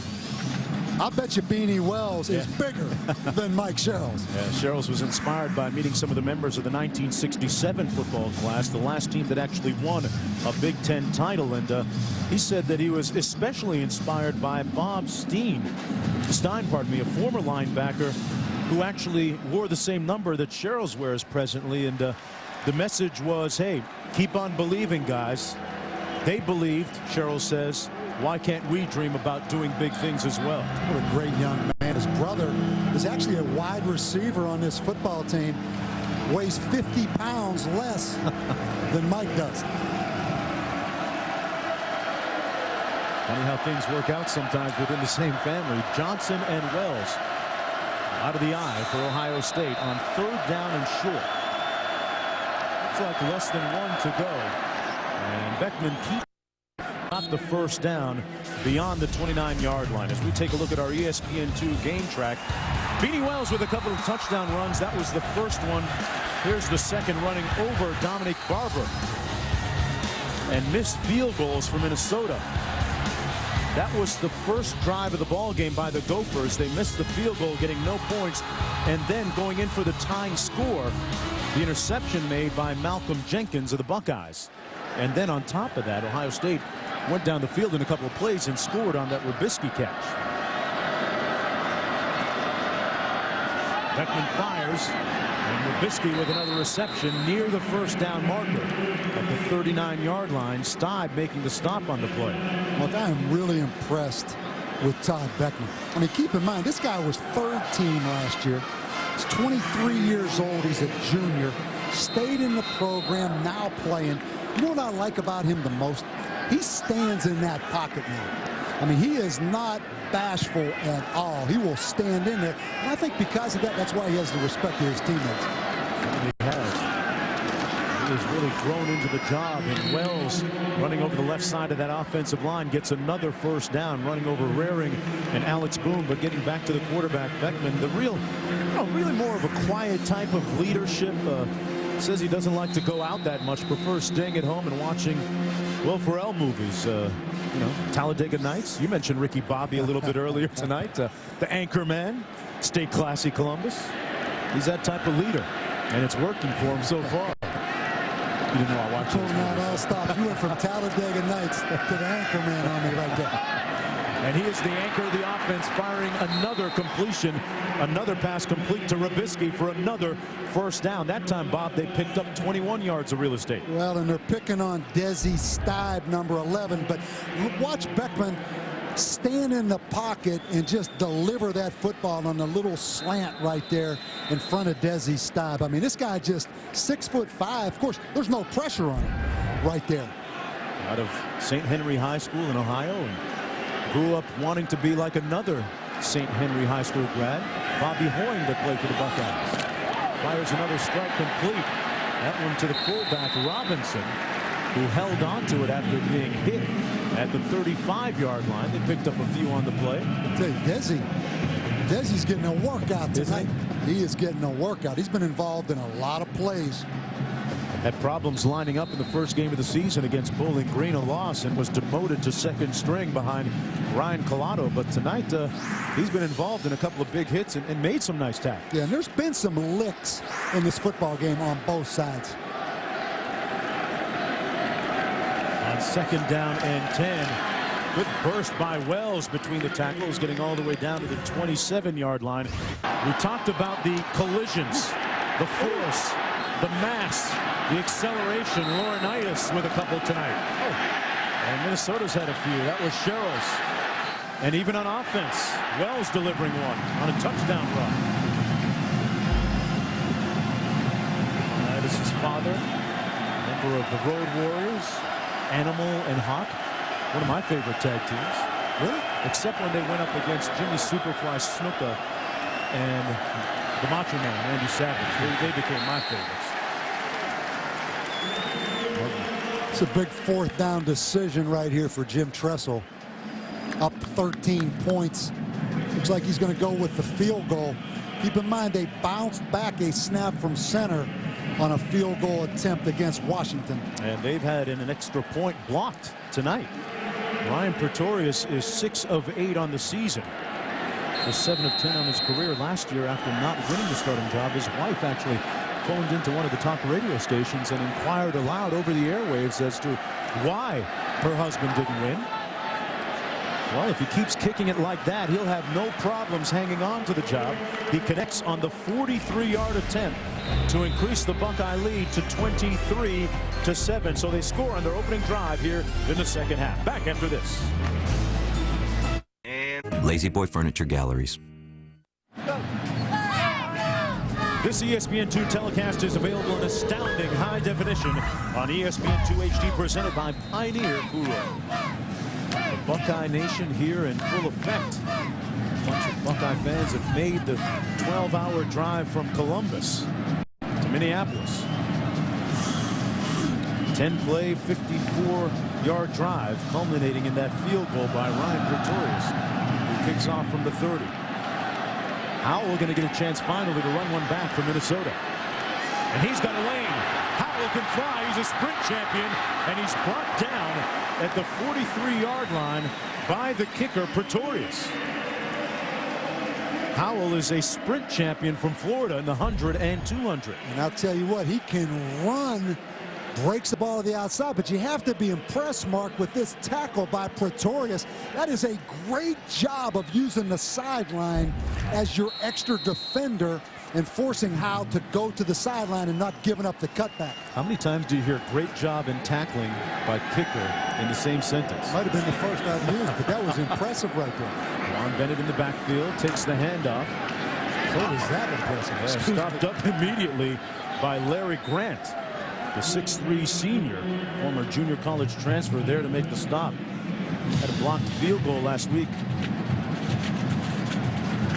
A lot of tradition on this Ohio State defense. You look right there, forced 4 3-and-outs, rushing yards allowed. The big thing, third down. 0 for 4 in the second quarter. Minnesota's been a strong second half team. We'll see if they can get something going here. Weber threw it complete at the 45 to Wheelwright. Wheelwright picked up about 5 on the play. We talked about his enigmatic career so far, and he's off to a good start so far here in 2007.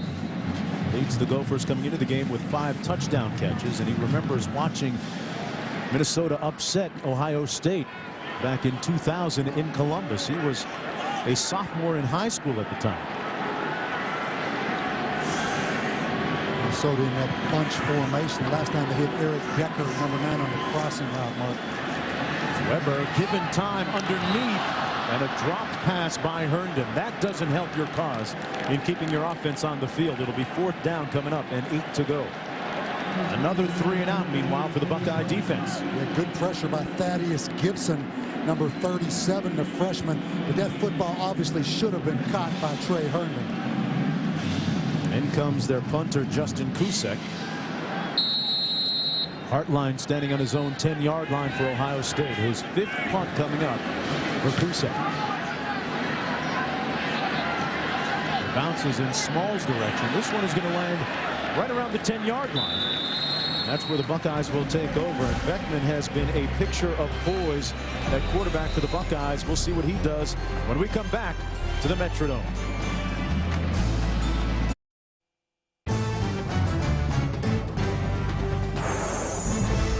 ESPN's College Football Primetime, brought to you by NASDAQ, the stock market for companies that move life forward.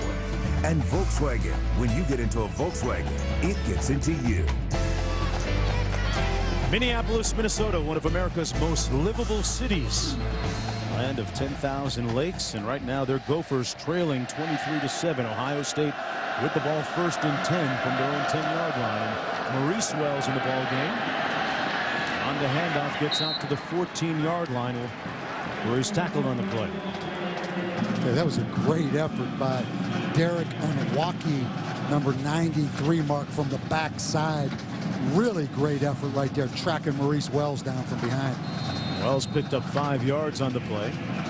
That's up 2nd down and 5. Wells getting a little bit more run this year. At times he thought about transferring last season, but his good friend and roommate and teammate Doug Worthington, a defensive lineman, helped talk him out of it and persuade him to stay at Ohio State, and this is his time. And it's really his time. Picks up the 1st down with a great burst of speed between the tackles out near the 30-yard line. He picked up 12. Wells is from Florida.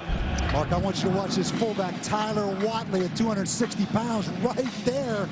He was an offensive center, Watley. Now he's a fullback at 260 pounds. So he had something to do with that big hole. Hey, that's what Ohio State fullback is supposed to look like now, isn't it? A little bit of girth around the midsection, but he delivers a blow. Beckman to the sidelines for Hartline, and it's incomplete at the 42. We had Tyler, a.k.a. Tank Whaley, 6'1", 265. Who needs crunchies? When you're 265, Bob, and you're lining up in that eye, and you're running the ISO in the power play, that's who you want in front of you. He did his job, Mark. He went and blocked that linebacker. Now get over there to the sideline. I don't think he's going. But I asked Russell before the game. Remember I said, are you going to give our guy Whaley the ball? He said, absolutely not. 7:50 to go in the third quarter. On second down and 10. Maurice Wells on the handoff. Dancing, trying to get to the edge. And is shut down immediately by Mike Sherrills. Mark, you talk about, and I asked Tim Brewster about this yesterday, because I understand the dynamics of this. You're a new head coach, you come in. You get the job because you talk about getting Minnesota to the next level. We're going to go to the Rose Bowl. We're going to win the Big Ten championship. Keep in mind, this is a team that's been to 5 straight bowl games, 7 of the last 8 years in a bowl. So are you setting yourself up to lose credibility by saying that too soon? I mean, this is not a football team that's not used to winning. They've won a lot of games around here. Yeah. You almost get the feeling that there are some people here in Minneapolis that weren't sure that they'd have to take a step back before they can take a couple of steps forward.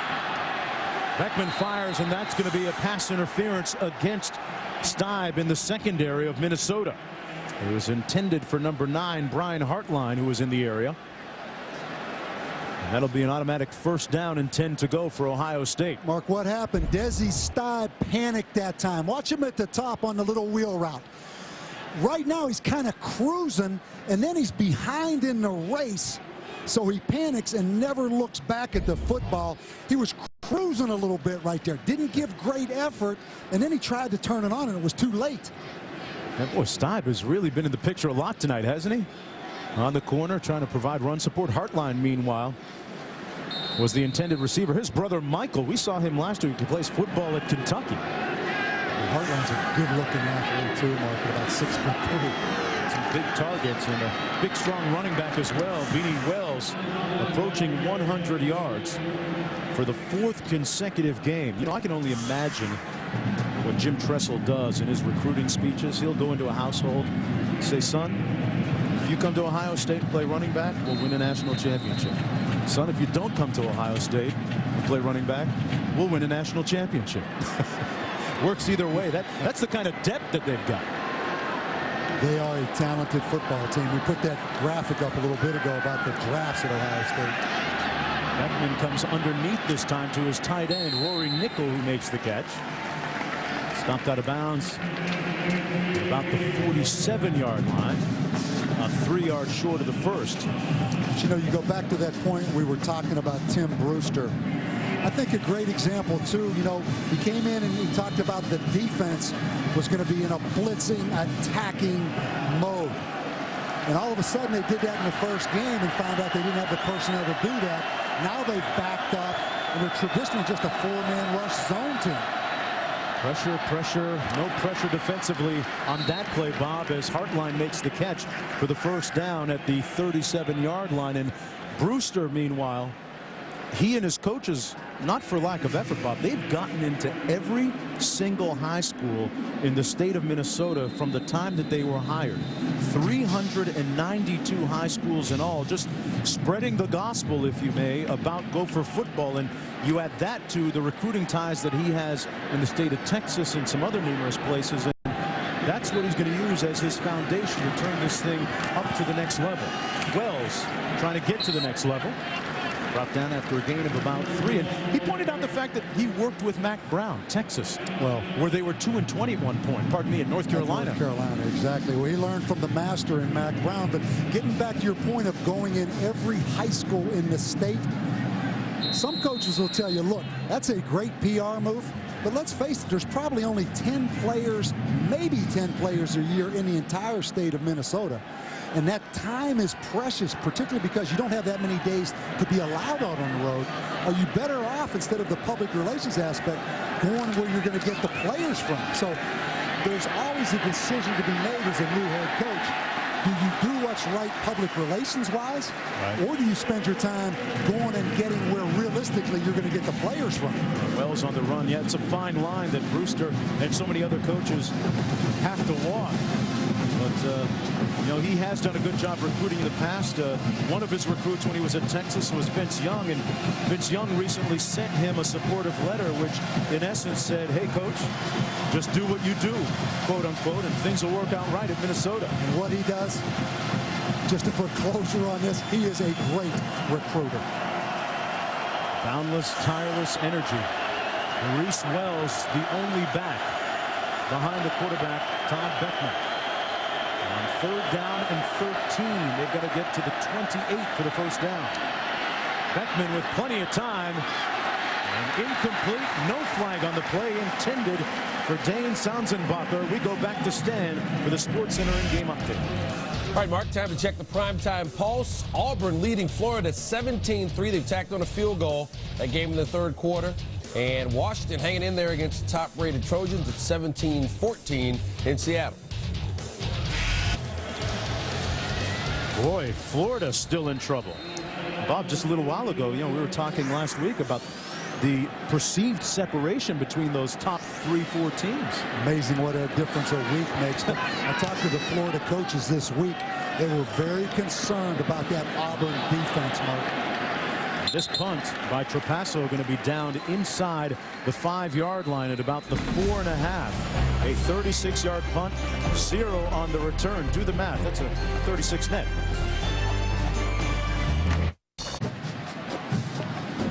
Welcome back, everyone, to ESPN2's College Football Primetime, presented by GoDaddy.com. Ohio State leading Minnesota 23-7. 1st and 10 for the Gophers.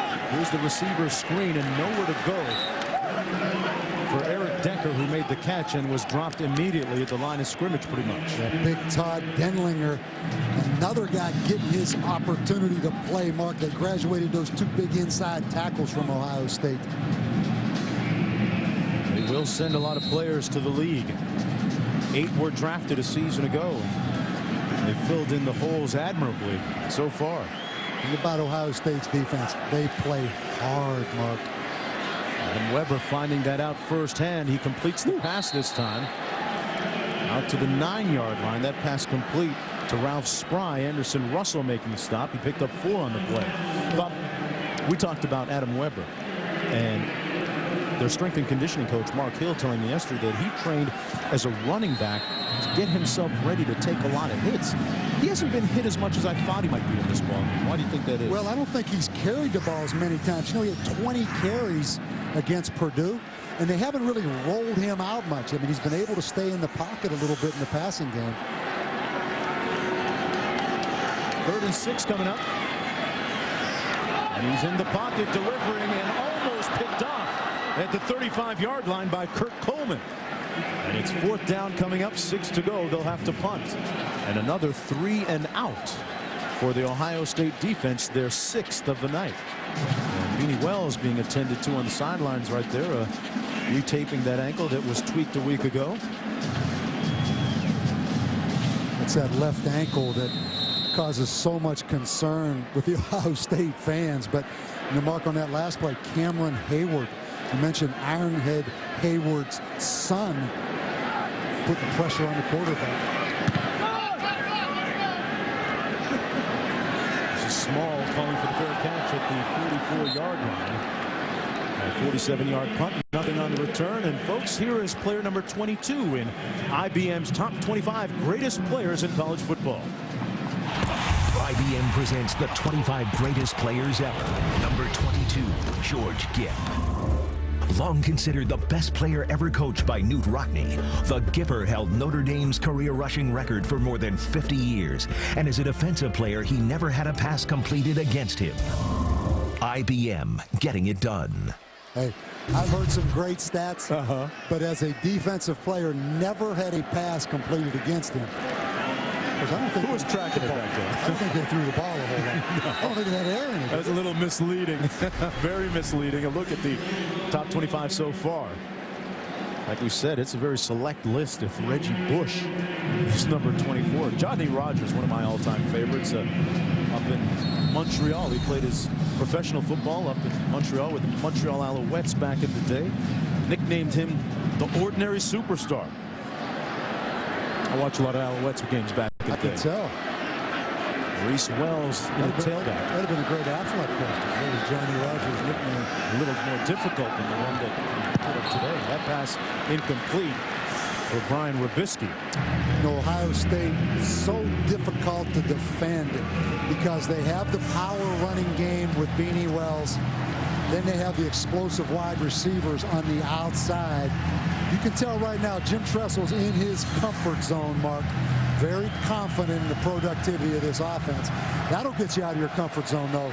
28 over there on that bench. In a hurry. 3rd and 7 coming up. Minnesota looking for a stop here. Trying to grab a little bit of that momentum, whatever's out there for them to grab.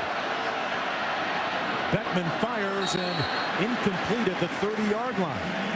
Intended for Brian Hartline. It's 4th down and 7, and Hartline is limping as we go to Stan for the Sports Center in-game update.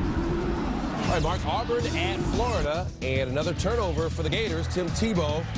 We saw Patrick Lee force a fumble last time. This time he's got the interception for the Tigers, but Auburn's giving it right back. But Florida's still trailing 17-3. All right, Stan, Auburn holding up well. Trapasso, meanwhile, punting for Ohio State. Trapasso had one of the early pivotal plays of the game on that fake punt. And Howell dangerously makes the catch. And he took a hit at the 10-yard line, getting out of bounds.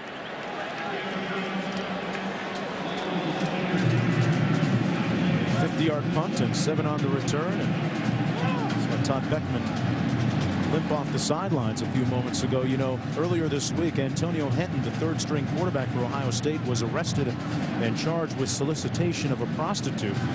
He was suspended indefinitely from the team. Then Tuesday, he pled not guilty in a Columbus courtroom. He'll resume practicing with the team on Monday, and the next thing on the docket for Henton is a pretrial hearing on October the 15th. Tressel saying that he's part of the family, and we're going to treat it like a family matter. 1st down and 10 for Minnesota. Nowhere to go on the toss for DeJuan Bennett. I mean, stopped up. Met by a bevy of tacklers. James Laurinaitis leading the way along with Russell. Mark, if you're going to run the option, wide receivers have to block. Ernie Wheelwright that time missed the block on Anderson Russell. Right there, he's holding them, but the speed again of the Ohio State defense. But you have to block if you're going to put the ball on the perimeter if you're a wide receiver. Tough going east-west against this speedy defense. 2nd and 12 after the 2-yard loss. Minnesota unable to generate any offense so far here in the second half. Weber completes that pass at the 15-yard line to his tight end Jack Simmons. Picking up 7 yards, the stop made by Marcus Freeman. Simmons, with a lot of talent, broke out last year in the last bowl game of the season. I tell you, I am so impressed with Ohio State's defense. We look at Jim Haycock on the sidelines. They play so fast, Mark, because they have such great confidence in their scheme. You know, they don't do a whole lot. You know where they're going to line up, but they're never confused. And they play just faster than most teams because they're so confident in this scheme. 3rd down and 4 coming up. 1 of 10 on 3rd downs, and they convert this time. Decker with the reception for the 1st down at the 23.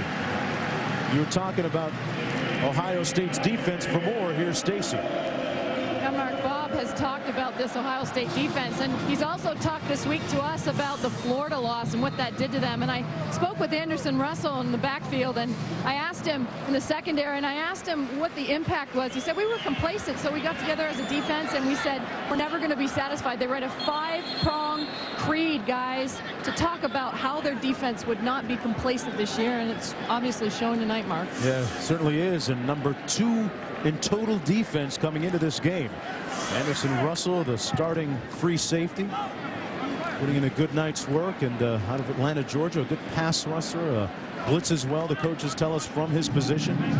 Well, don't again underestimate that Florida loss. I mean, it's amazing you can be a 12-1 football team, be number 1 the entire season from start to finish, but end on such a negative note like they lost to Florida in the national championship game. I mean, they were flat embarrassed. And you know what?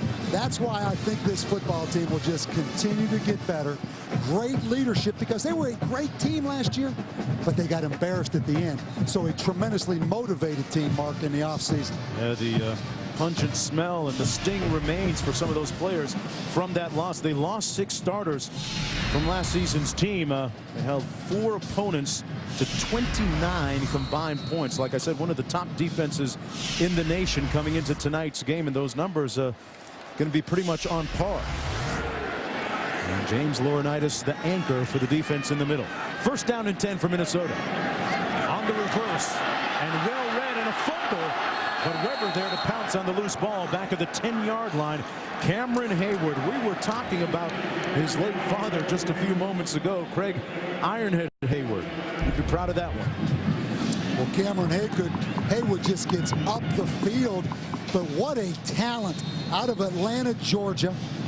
Probably 6'6" and wants to play basketball at Ohio State. I know Dave Wanstead is sick right now that he didn't follow his dad to the University of Pittsburgh. That is a talented young man. Everyone's stinging a little bit. Under a minute to go here in the third period. Weber keeps it on a designed quarterback run. And he stopped up a little bit shy of the 20-yard line, way short of the first down. Let's go to Stan in the studio.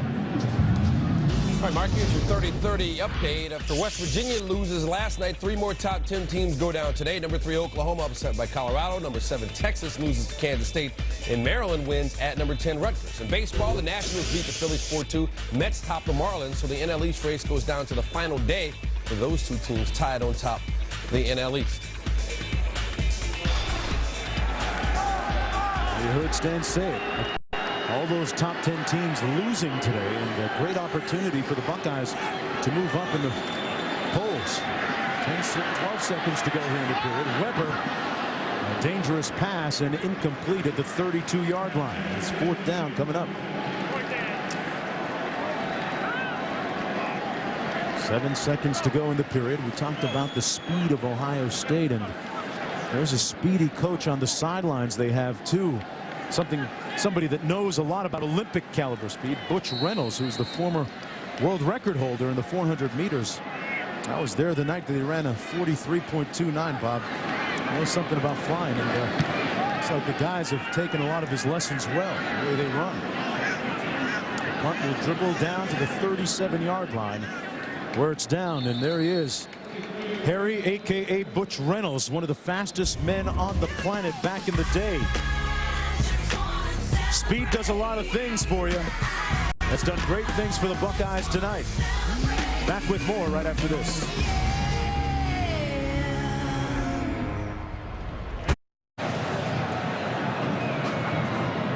Metrodome. I'm Mark Jones along with Bob Davie and Stacey Dales down in the field. Minnesota trailing Ohio State 23-7. The Buckeyes, ranked number 8 in the country, poised and ready to make a move northward in the polls if they can hang on and win this game with the upsets in the top 10 this week. First down and 10. Maurice Wells, the tailback. And Wells on the carry picks up the first down at the 47-yard line for Ohio State. He is a great changeup to Beanie Wells, the big power back. And watch your boy Tyler Whaley, the fullback here. Mark, let's grade him. He got buckled right there by Dion Hightower, the linebacker. Force against force. Well, one force was greater than the other force, though. Tank didn't quite make it that time. Tank got hurt on that, too. That was one huge collision. Dion Hightower, Mark, at about 235 pounds. Bent Tank back that time. That really underscores what a violent game this football can be, Bob. Well, it underscores what leverage does. Look, he's lower than Tank, and boy, I hope he's not injured because he got bent back right there. But I mean, Mo Wells, that's tough on a defense when you switch gears and put the little water bug in there. Boy, a thankless job when you look at what those fullbacks do. I mean, they just get in there and hammer, and the tailback gets to carry the ball. As Wells does here out of a single back formation over the 45 down to the 44-yard line. Picked up about 7 on the play. Tank being tended to on the sidelines. Yeah, I mean, the fullback, first of all, very few offenses in the country even have a fullback anymore. The ones that do, you might as well put a number 77 on him because he's not going to carry the ball. Some of them use them in play-action passing game to sneak them out in the flat, but basically it's a glorified guard, Mark, when you're back there at fullback. A guard that runs maybe a little bit better. Deontay Johnson now the fullback in there. Maurice Wells tries to bounce it outside, and it's wrapped up by Dominique Barber. His brother played here at tailback several years ago, and Barber trying to put on a late show here with a nice tackle. He and Laurinaitis, good friends. They go back to the elementary school days, both of them from this Minnesota area. Everett Withers trying to get his defense revved up a little bit, Bob. Well, I'll tell you, I'm impressed with Everett Withers. You know, Mark, we had a chance to meet with him yesterday. Came here from the Tennessee Titans, where he was the secondary coach. He's trying to change the mentality of this football team. He's an impressive coach now. Beckman to Wells out of the backfield. And Wells is tackled, and there's a flag down on the play. Wells goes down at the 47. Minnesota's defense with some good pursuit on that occasion. And that's going to go against Ohio State. I think, you know, Mark, you're right. I mean, Minnesota's defense has played Number 75 on the offense. Extremely hard tonight, and that's a foundation. You know, that's a foundation on which to build if you're Everett Withers. I mean, they've given up a bunch. They're 119th in the country in total defense coming in here. But I think they're starting to build a foundation because they're not giving up just big plays tonight. Well, you know, also we'd be remiss if we didn't mention that part of the defensive problems have been the result of the loss of 3 defensive backs in the summertime due to legal issues. And they've had to fill some spots the result of that. 4th down and 5 coming up.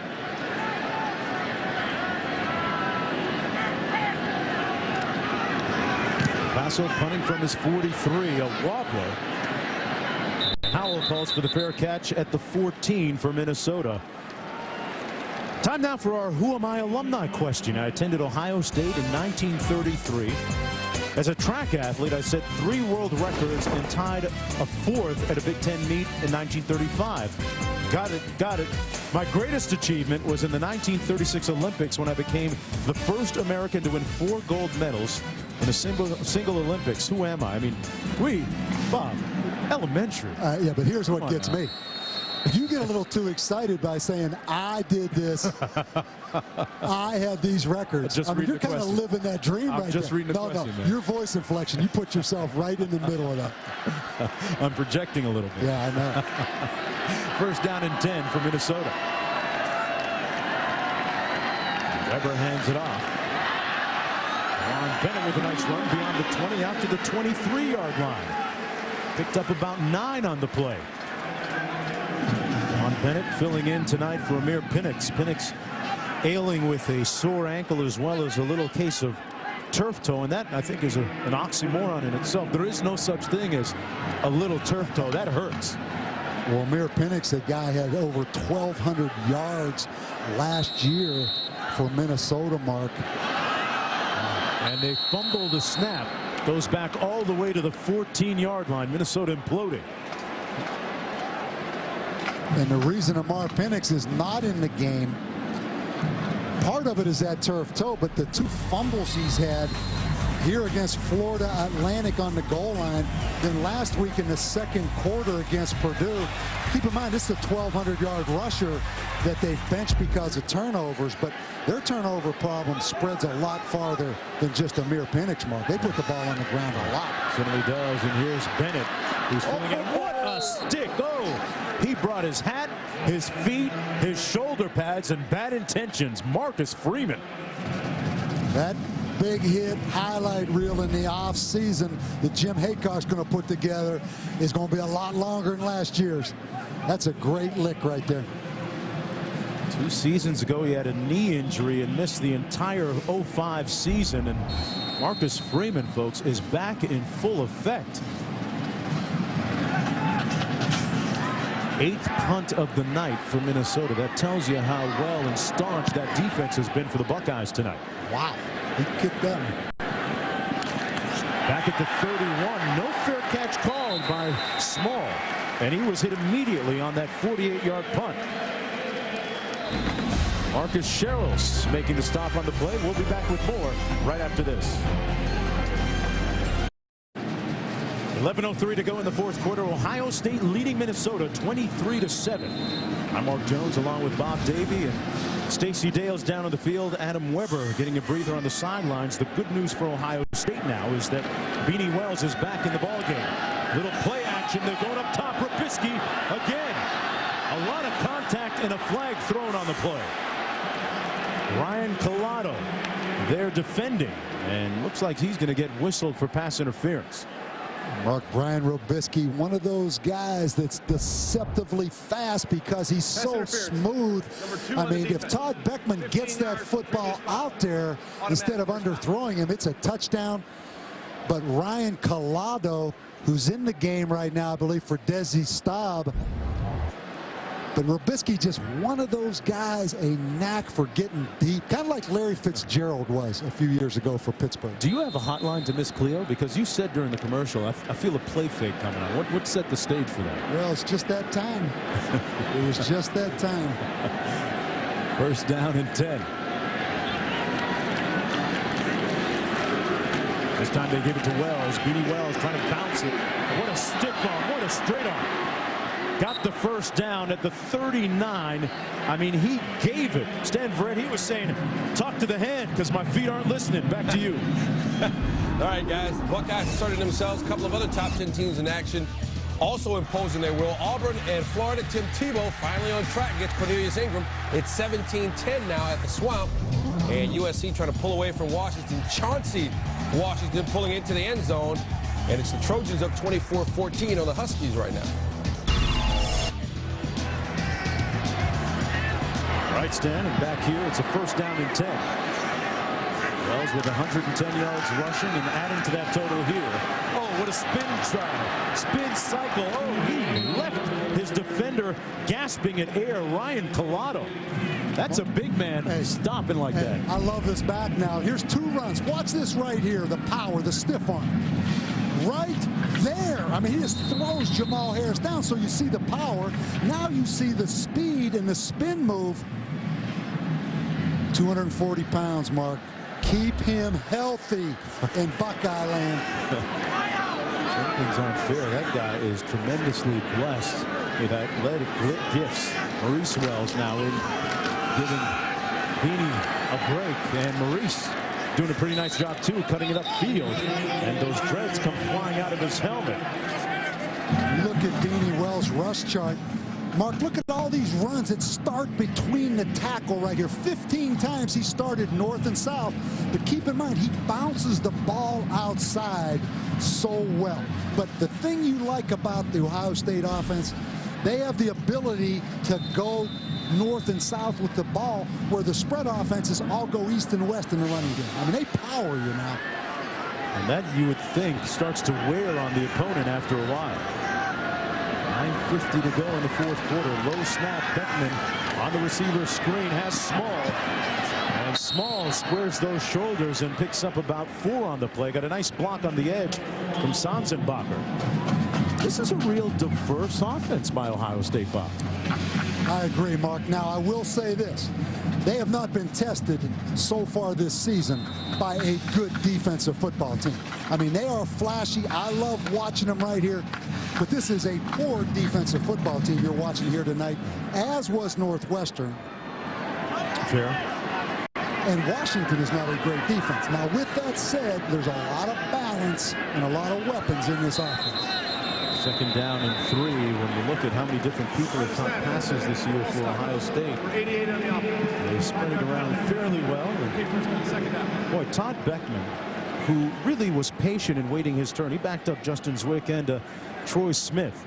Bob, I'm always amazed by guys that wait instead of transferring, because there's a lot of players that, you know, are listening to their guys back in the dorms, their friends, family members.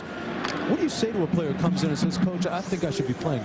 Well, what I would do, I would call his dad, because his dad was his high school coach. So I don't think you're ever going to have that conversation with Todd Beckman, because his dad will make sure he doesn't say that. Good way to squash it before it gets started. That pass complete. And a flag down on the play at the 15-yard line. Sanzenbacher with reception, working against Collado on the play. We'll see if this stands. The flag back at the 24-yard line. Mark, this Ohio State team, Illegal shift. we talked about not much buzz in the preseason. 5-yard penalty. Repeat 2nd down. I think that without a question, this is the best team in the Big Ten. Now, they have not been tested, but the schedule plays out. Now, the only thing I don't like, Youngstown State, Akron, and Kent State all in the same year. I mean, they're eligible to win the MAC. Not only the Big Ten, but the MAC. I mean, come on now. I like keeping all that money in the state of Ohio, but man, now. You can petition for a MAC waiver, huh? Wow. 9:20 to go. Ohio State with some of the losses in the top 10 with a great opportunity today. That's Hartline down inside the 20 to the 19-yard line, picking up 7 and getting back to some of the Big Ten stuff. You saw that last game on Ohio State's schedule. Michigan, Penn State losing again today against Illinois. Bob, what does that do to the win Michigan again? What does that do to Michigan's win against Penn State? Does it discount it a little bit? I think it does. I think Penn State was an overrated football team to start the season. This could be the year that an Illinois or a Purdue jumps up and wins this Big Ten. But when all the dust settles, I think this team you're looking at out here on the field in the silver helmets. I'll go with that. 3rd down and 6. Big game for Ohio State next week against Purdue. But the present is a touchdown to Hartline. The Buckeyes strike again. Ryan Collado, 5'8", Mark. Nowhere to hide against the 6'3" Brian Hartline.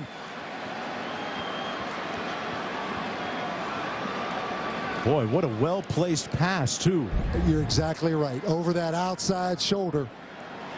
Todd Beckman to Hartline. And you see the talent of Ohio State. You also see the limitations of this Minnesota secondary, Mark. And the extra point good by Pretorius. Ohio State leading now 30-7 for Hartline, his 2nd touchdown catch this season and the 4th of his career. The Buckeyes handling theirs tonight, getting the JOB done. Back after this.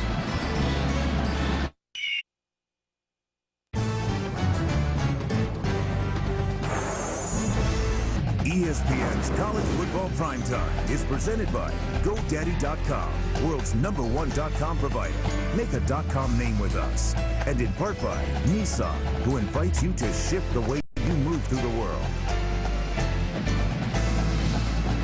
Well, as the University of Minnesota Gopher, Bronco Nagurski was the first and only athlete to be named All-American at 2 positions in the same year, tackle and fullback. And there's the Nagurski winner from a season ago, James Laurinaitis of Ohio State. 13 stops tonight. And you can only, if you're a Gopher fan, wonder what could have, what would have been had he decided to attend the University of Minnesota. That not the case, though, because he's hanging in Columbus. Howell on the return, and for more on the Nagurski winner of last year, here's Stacy. Mark, I had a chance to talk to James this week, and I asked him how he's gotten better this year. And he spends a lot of time talking to A.J. Hawk, former Lombardi winner, and now with the Green Bay Packers. And the one piece of advice that AJ gave him was stick to what you've done that got you in the position you're in. And so he's basically up every morning at 6 a.m. He has breakfast. He goes to weights before everybody else. He then goes to class, and he has more time for film at the end of the day. So he's doing extra, doing all the things he did last year, Mark, but getting better. Yeah, certainly, Stacy. And boy, he's, Bob, going to face a bit of a decision in terms of whether he stays or comes out, and has a career high of 15 tackles, hitting with ferocity tonight. You know, the amazing thing, 5 interceptions last year, 2 interceptions this year, as Decker catches the slant right there. But you know, you talk to the Ohio State coaches, they thought maybe the Nagurski Award for Laurinaitis was a little premature. You know, he won that as a sophomore after only 1 year of football. But, you know, just a big-name story. You know, his dad, the pro wrestler, he's a flashy guy that's made big plays. But maybe that award came a little early, Martin. Well, at Ohio State, I would imagine, Bob, that the task of remaining humble isn't too difficult, because all you have to do is look at the guy behind you on the 2 deep, and that's motivation enough to keep you humble. That's a great point, Mark. Competition brings out the best in all these guys. And Stacy has more on his NFL prospects. Yeah, I also talked to him about the NFL, Mark, and I asked him if he would leave, and he said, you know, he brought up A.J. Hawk again and said there's a guy that stayed after his junior year and he got so much better. The tone was really, I'm going to stay. His mom wants him to get his degree. He feels like he'd become a better player, but you guys know as well as I do, at the end of this season, it could be a much different story. Yes. But you know the thing about that? You notice he's not talking to the coaches. He's talking to A.J. Hawk and other players. And that's how you have a great program, where the tradition and it just passed down from one linebacker to another. Yeah, the mentoring that happens at schools like Ohio State is really one of the invaluable assets that a program can have. And that's what Tim Brewster is trying to achieve here at Minnesota. The pass complete to Ernie Wheelwright. Makes the catch on the play against Anderson Russell. Wheelwright making the catch with 7:15 to go here in the 4th quarter. Drops haven't been a problem so far this year for Wheelwright. That's one of the bugaboos that he's been able to conquer. With 7:15 to go, the quick slant. Wheelwright hangs on to another one, surrounded by 3 would-be tacklers from Ohio State. And we go back to Stan in the studio. All right, guys, primetime pulse. Florida threatening against Auburn, trying to tie it deep in Auburn territory right now. And USC holding on to that 10-point lead against Washington over on ABC. All right, Stan, and meanwhile, Weber sacked by Grant on the play. Well, Larry Grant really can run, can he? Talk about the best set of linebackers in the country. It has to be Ohio State. With Larry Grant, Laurinaitis, Marcus Freeman, Ross Holman not playing tonight because of injury, but they are a talented linebacker crew now. Pass incomplete. Near Penix in the pull it in. You know, it's funny, you talked to Jim Tressel during the week, and he talked about all the obstacles for Ohio State coming in here. They started classes last week at Ohio State, so that was a distraction. First night game on the road. First Big Ten game. I mean, he had a whole list of major concerns. You think you have problems, Jim? How about Tim Brewster on the other side? But isn't it amazing how coaches will find something to try to motivate their team and make their team concerned as they prepare? You got to give them a little bit of cheese with that line, you know. 6:34 to go. 3rd and 19 for Weber, who delivers a strike to Spry just shy of the 30-yard line, brought down by Anderson Russell. Under the lights of the Metrodome, number 8 Ohio State looking to move up in the polls after this performance against Minnesota. I'm Mark Jones along with Bob Davie and Stacey Dales down in the field. College football primetime on ESPN2, brought to you by GoDaddy.com. Minnesota has lost 4 consecutive games to Ohio State in this series. This is the 47th edition of Ohio State and Minnesota. You know what I really kind of admire about Jim Tressel? It is the fact that his roots, Bob, we mentioned, are in what was formerly known as Division I AA, former coach at Youngstown State. And when you deal with a school that has a much more prohibitive budget, like a Youngstown State would have relative to an Ohio State, Tressel says he still enjoys taking a hands-on approach to college football when you have a smaller staff. And ultimately fewer resources. I think that's a great point. I mean, you can see he still coaches the offense. Well, he was at a place, Youngstown State, where you had to coach because you had less coaches. But Jim Tressel in Ohio State is the perfect fit. I mean, his dad was a college coach at Baldwin-Wallace. His brother's on the staff. He has been a solid hire for Ohio State. You talk about coaching in big games. If you had to take one coach, I would take Jim Tressel. I mean, he won 3 national championships at Youngstown State, I believe. He's beat Michigan 4 of the last 5. He's won a national championship here at Ohio State. I mean, who else are you going to take? I mean, you mentioned the big one. He is 4-1. I believe, against Michigan, or actually 5-1 against Michigan. And for all of the losses, I mean, when you go back to his predecessor, John Cooper, when you look at Cooper's wins, the talent he put on the field, he could not beat Michigan. That ultimately is what did him in. Exactly. It's 5-1 against games. 5-1 against the Wolverines. And, you know, going through that playoff system every year when he was at Youngstown State, he won 4 national championships at Youngstown. I think played for 3 more. So going through that sudden death playoff every season, I think probably prepared him to coach in big games. And he's just been outstanding, whether it's bowl games or against Michigan. Time out of the field. The Ohio State Buckeyes marching to their own beat right now, leading 30-7 when we come back.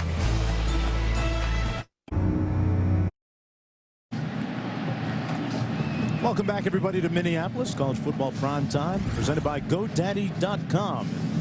Looking at the Nagurski winner from a season ago, James Laurinaitis, middle linebacker, captain, leading tackler for Ohio State. But it's the Buckeye offense on the field right now, and Wells, the tailback. Wells already with his 4th consecutive and a fumble, and Minnesota saying that they have it. Wells with his 4th consecutive 100-yard rushing game, but he put it on the ground, and boy, you talk about a room service part of real estate. Minnesota in great field possession after the fumble with 6:01 to play. Well, I think John Shevlin just pulled that football away from Beanie Wells.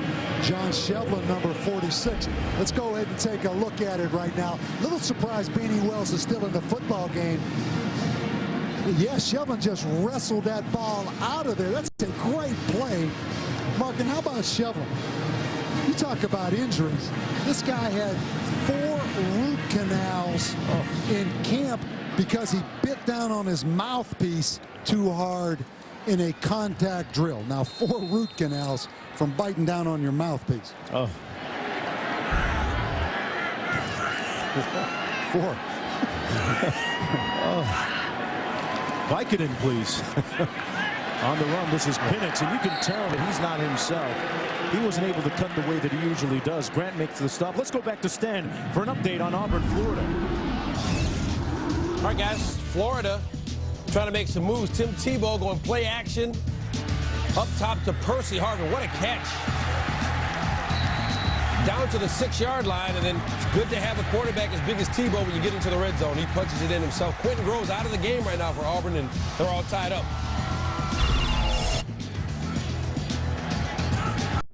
Boy, Bob, you talk about loads moving forward. Tim Tebow is a heavy load to bring down. That pass complete down to the 5-yard line. That was Trey Herndon on the reception. You know, and Percy Harvin, that receiver, is a great player. And it was a little bit controversial when Urban Meyer signed him, young man out of Virginia. You know, he had some problems with his coaches his senior year. You know, didn't have the best attitude, according to the reports. I mean, his attitude's pretty good right now because he's putting on a show. So he is. Trying to mount a comeback. 4:50 to go here. Long way back for Minnesota. Weber into the end zone, incomplete. Not sure whether that was intended for Wheelwright or not, but he was in the neighborhood, but so was Eric Decker. You know, going back to that Beanie Wells fumble, with the ankle injury the way it is, you have to question a little bit why he is still in the football game with about 5 minutes left in the game, a 30-7 lead. Yeah, he played a little over a half last week against Northwestern before tweaking that ankle. Weber on 4th and goal in the end zone, and behind his receiver, Decker, incomplete. And Ohio State will take over on downs with 4:38 to play, and he had a little mustard on that. I'll tell you what, he went after that cameraman back there against the wall. I mean, he shook the cameraman up, but you can see the arm strength. That's Bob. That's our guy, Bob. He's from Phoenix. And he was watching, too. Look, he was going over to Stacey Dale's to analyze the play. But what a goal line, what a stand right there by the Ohio State defense. Yeah, there's a prideful unit still out on the field for the Buckeyes. Don't want to give up any points. And now Bob, Maurice Wells in a tailback for Ohio State. So Beanie on the sidelines, maybe seemingly done for the night. When you think about depth at Ohio State at tailback, Mark, Ohio State with some injuries at tailback. Brandon Sane was shaken up a couple of weeks ago. Underwent arthroscopic knee surgery. He's due back in another game or two, and he's a speedster as well. Runs a 10.38 in the 100. Holds the Ohio high school state track and field record in that event. Mr. Football in Ohio, I think, last year in high school football. They also have a young freshman, Daniel Herron, that they really want a red shirt. So Beanie Wells probably in the game, Mark, just because they're a little thin at that position right now. Thin at Ohio State means something different than thin at some other schools. They get them all healthy. They'll be as good a tailback as they've been in a long time. 2nd down and 9. This is Maurice Wells with the cutback run brought down at about the 6. Hey, there is a little good news, meanwhile, folks, in contrast for Minnesota. The good news will be arriving on a little over a year from now. TCF Bank Stadium will open up its doors collectively on September the 12th, 2009. It'll seat some 50,000 people with the potential to expand to 70,000. They did a lot of work and fundraising to make that project come to fruition, and that will be, Bob, ultimately another one of the good selling points for the Minnesota coaching staff. Yeah, I mean, $86.5 million stadium. TCF put $21 million in to get their name on that stadium. And what they tell us, the average temperature in Minneapolis is 60 degrees. Is that what it was? And I don't know who was doing the meteorology on that one. I don't know about that. That's recruiting meteorology. Those numbers sometimes get skewed a little bit. This is a wonderful part of the country, though. Had a chance to visit the Minneapolis area and further north about 4 hours this past summer up in Lake Itasca, the headway of the Mississippi River. Bob, you'll be interested to know I actually stuck my foot in the place where the Mississippi starts, just to say that I've done it. That's as close as you got to getting down in it, huh?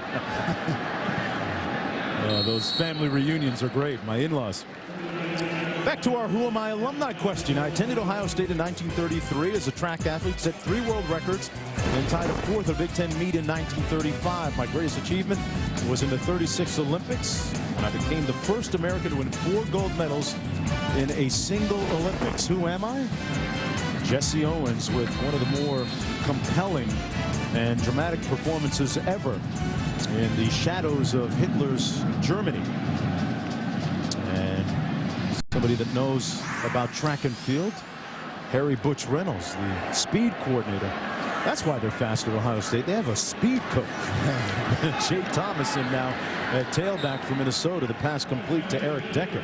You know, the Buckeyes go to West Lafayette next week for another night game, I believe on ABC, but back-to-back night games on the road. They're going to get back really late tonight to Columbus, and they work tomorrow on Sundays. They give their football team off Monday. So they'll quick turnaround for the Buckeyes. And they will land at 4 a.m. this morning, Bob. Now, when you win, no, Mark, that 4 a.m. is a lot different than that 4 a.m. when you lose now. Doesn't matter, does it? 2nd down and 1. Weber keeps it himself and got stuck and kept going. Boy, Marcus Freeman delivered the blow with his hat down, and Weber took it and continued on. Just keep in mind, folks, that Minnesota had cut Ohio State's lead at one point to 14-7. They were going in for the tying score, and Weber threw an interception to Malcolm Jenkins, and they haven't been close since that point. Here's Thomas once again. Jay Thomas, a 6', 195-pound sophomore. Scored a touchdown on his 2nd carry of the game against Purdue last week. You know, one thing Minnesota was able to do under Glenn Mason, win the games you're supposed to win, Mark. And Glenn Mason took a little bit of heat for playing a pretty easy non-conference schedule.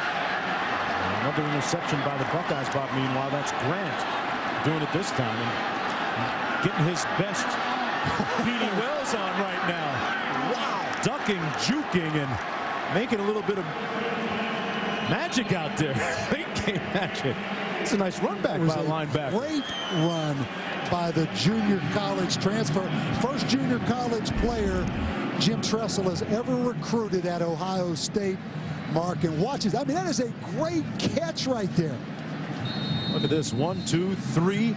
There's a nice move. And look at this. This is the one that gets me. Bam. You know, junior college defensive player of the year. They told us in the coach's call on Wednesday that he has the best hands on this football team. That was impressive right there. Yeah, show those hands off pretty well. That's a pretty strong statement. The best hands on the football team. Bobby Schoenhoff in a quarterback now for Ohio State. New quarterback. Hands it off to Marcus Williams. And there's a look at Grant. Get a little bit of love from his teammates on the sidelines. He wants to turn and face that camera. They know where the cameras are. They Jim Haycock, that coordinator's sitting right there. He doesn't want to turn that head because playing time is more important than that camera time, Mark Jones. Did you watch your players do that? Try to get a little FaceTime on when they make a nice play?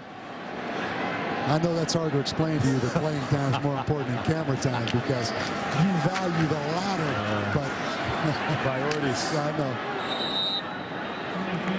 And we go back to the Big Ten picture and the top 10 picture with the only representative from the Big Ten in there right now. Ohio State poised and ready to jump a couple of spots after Texas lost to Kansas State today. West Virginia losing last night to South Florida.